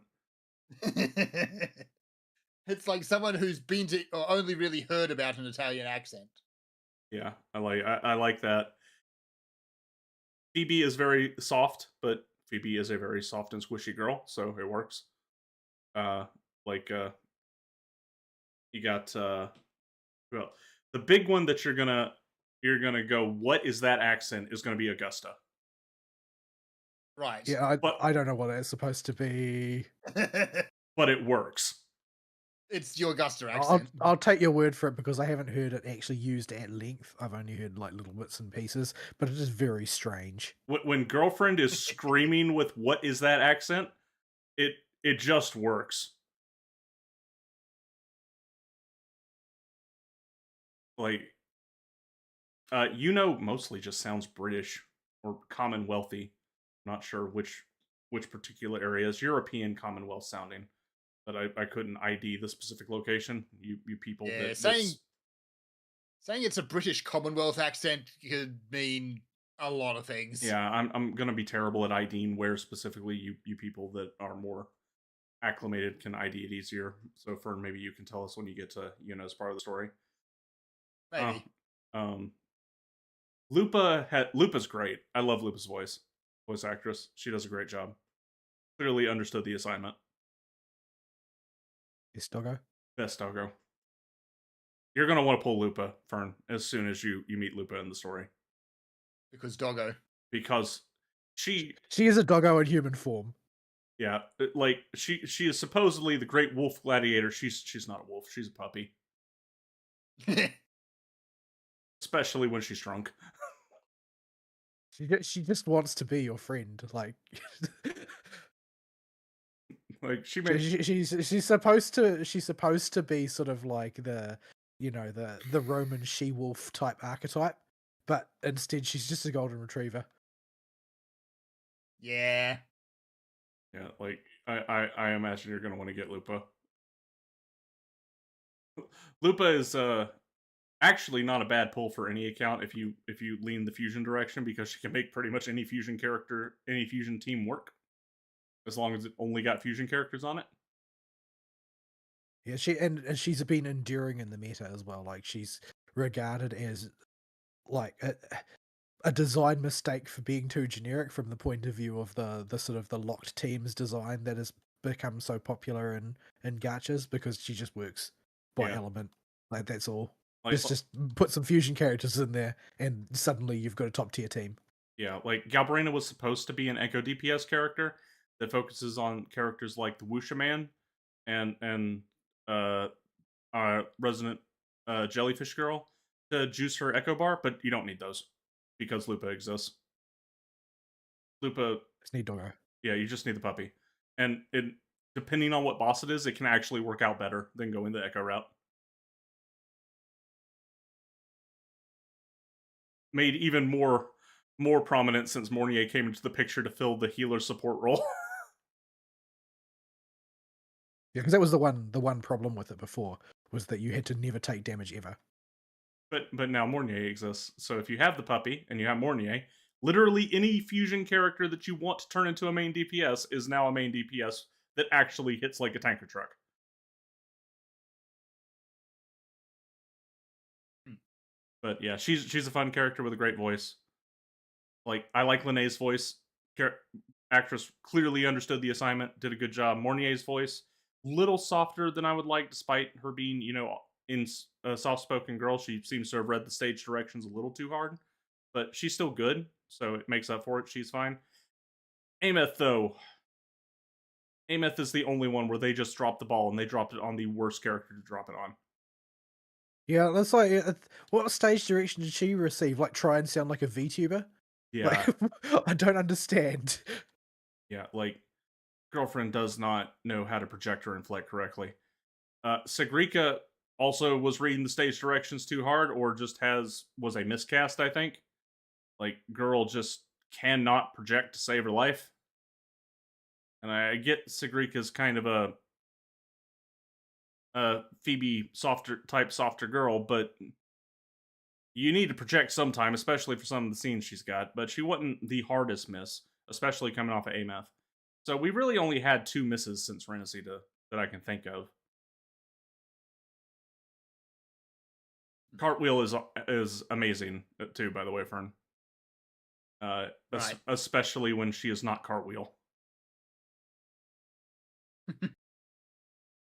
because you've seen me play Cartwheel and have her turn into the boss. Yeah, just run around as a boss for a while. Yeah, when Cartwheel is fleur de lis, the voice actress doesn't have to pitch up her voice and can inflect with her natural voice, and she's really really good.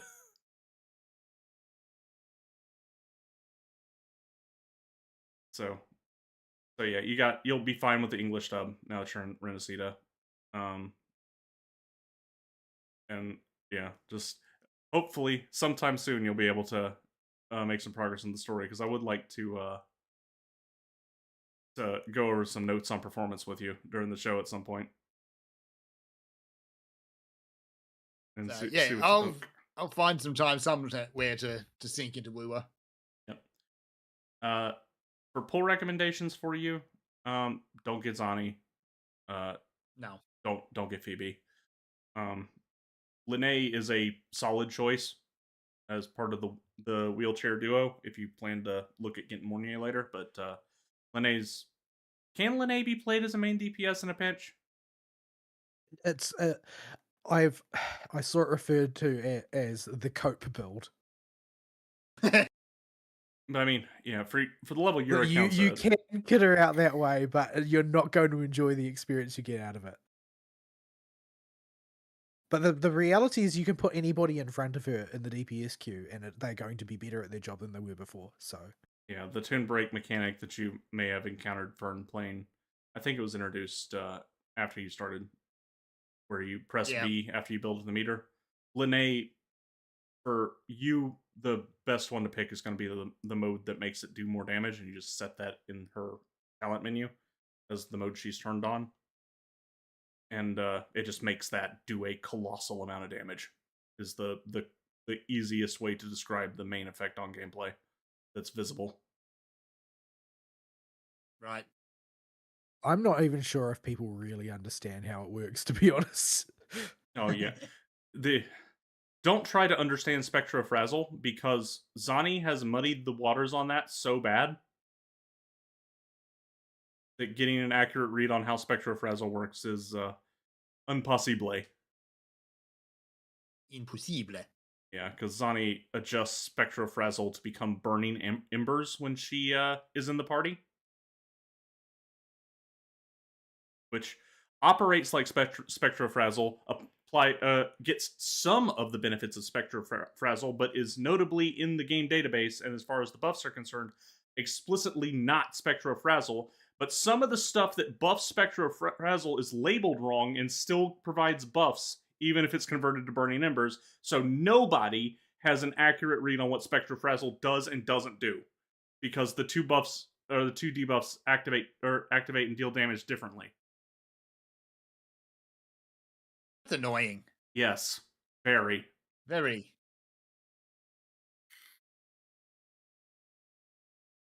So yeah, Oh. I could go into Neo 3, but I really don't want the show to go on forever, and we're at over 3 hours. All So, right, we can wrap up because there's no news to talk about. Yeah, next week I'll interject Neo 3 after Ferns week, and I'll cover more of the game. But I've dumped a primer on the Neo series for what I'll be talking about into video game show chat. I guess I'll briefly say this: it's more Neo, but the story is more incomprehensible than 2. And 2, I do not remember a dang thing about. 1 had a fairly good and comprehensible story that I'll talk about more next week. But 3 involves time travel across 3 different time periods. As in middle of Sengoku Jidai, post Sengoku Jidai, and 400 years before the Sengoku Jidai. And you're jumping between all 3 of them, so the story's hard to follow. And they have, for some godforsaken reason, decided to take what was a mission-based structure game. It was a Souls-like game. The maps were big in each mission, but it was still mission-based, and turned it into an open-world game. That never works. So right away, you can probably see where I'm going with this. I'm playing functionally the same game as Nioh 2, with some changes that I find some good, some questionable. But the system load on my PC makes me have to turn all the settings down to medium because I'm now Monster Hunter World style loading an open world in what was a mission-based game.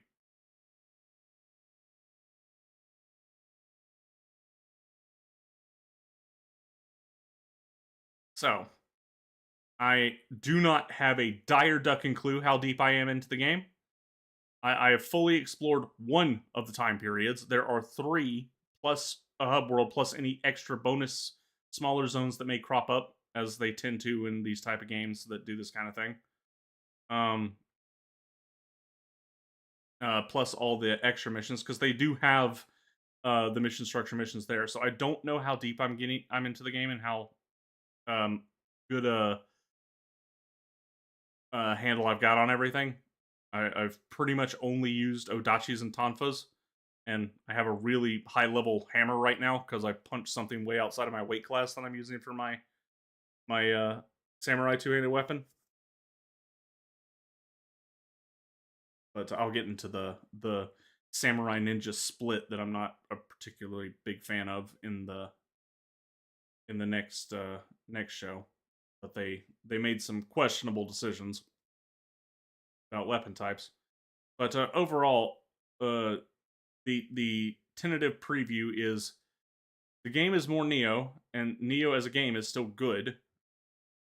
There are some good decisions in the combat stuff that I'll get into later. Some interesting ways that they took it, and there are some very questionable things they did with the game that make the positives and the negatives kind of balance out. And it still has the god awful UI and inventory system that Nioh has, which is the hardest point I have for recommending the game to people. So if you were looking to see if that was alleviated, nope. Absolutely not. In fact, it might be worse than ever. But the game is still Nioh, and if you have an idea of what Nioh is and how it plays, then you'll enjoy more Nioh. So that's your surface level view of it. I'll get more into it in the details of it and give you a full proper breakdown and retrospective next week. I don't know if I'm near the end of the game. I don't know if I'm out of the first act of the game. I don't know if I'm halfway. I'm genuinely no clue how deep I am into the game. I think I put like 30 hours into it total. So we'll see more of that next week. All right. I got anything else? Nah. IT. I don't think so. We had no email, right? Not when I Nah. checked 30 minutes before the show. Okay. All right. You've been watching the Spray Paint and Rainbow Show. We will see you next week. Sayonara. Bye bye.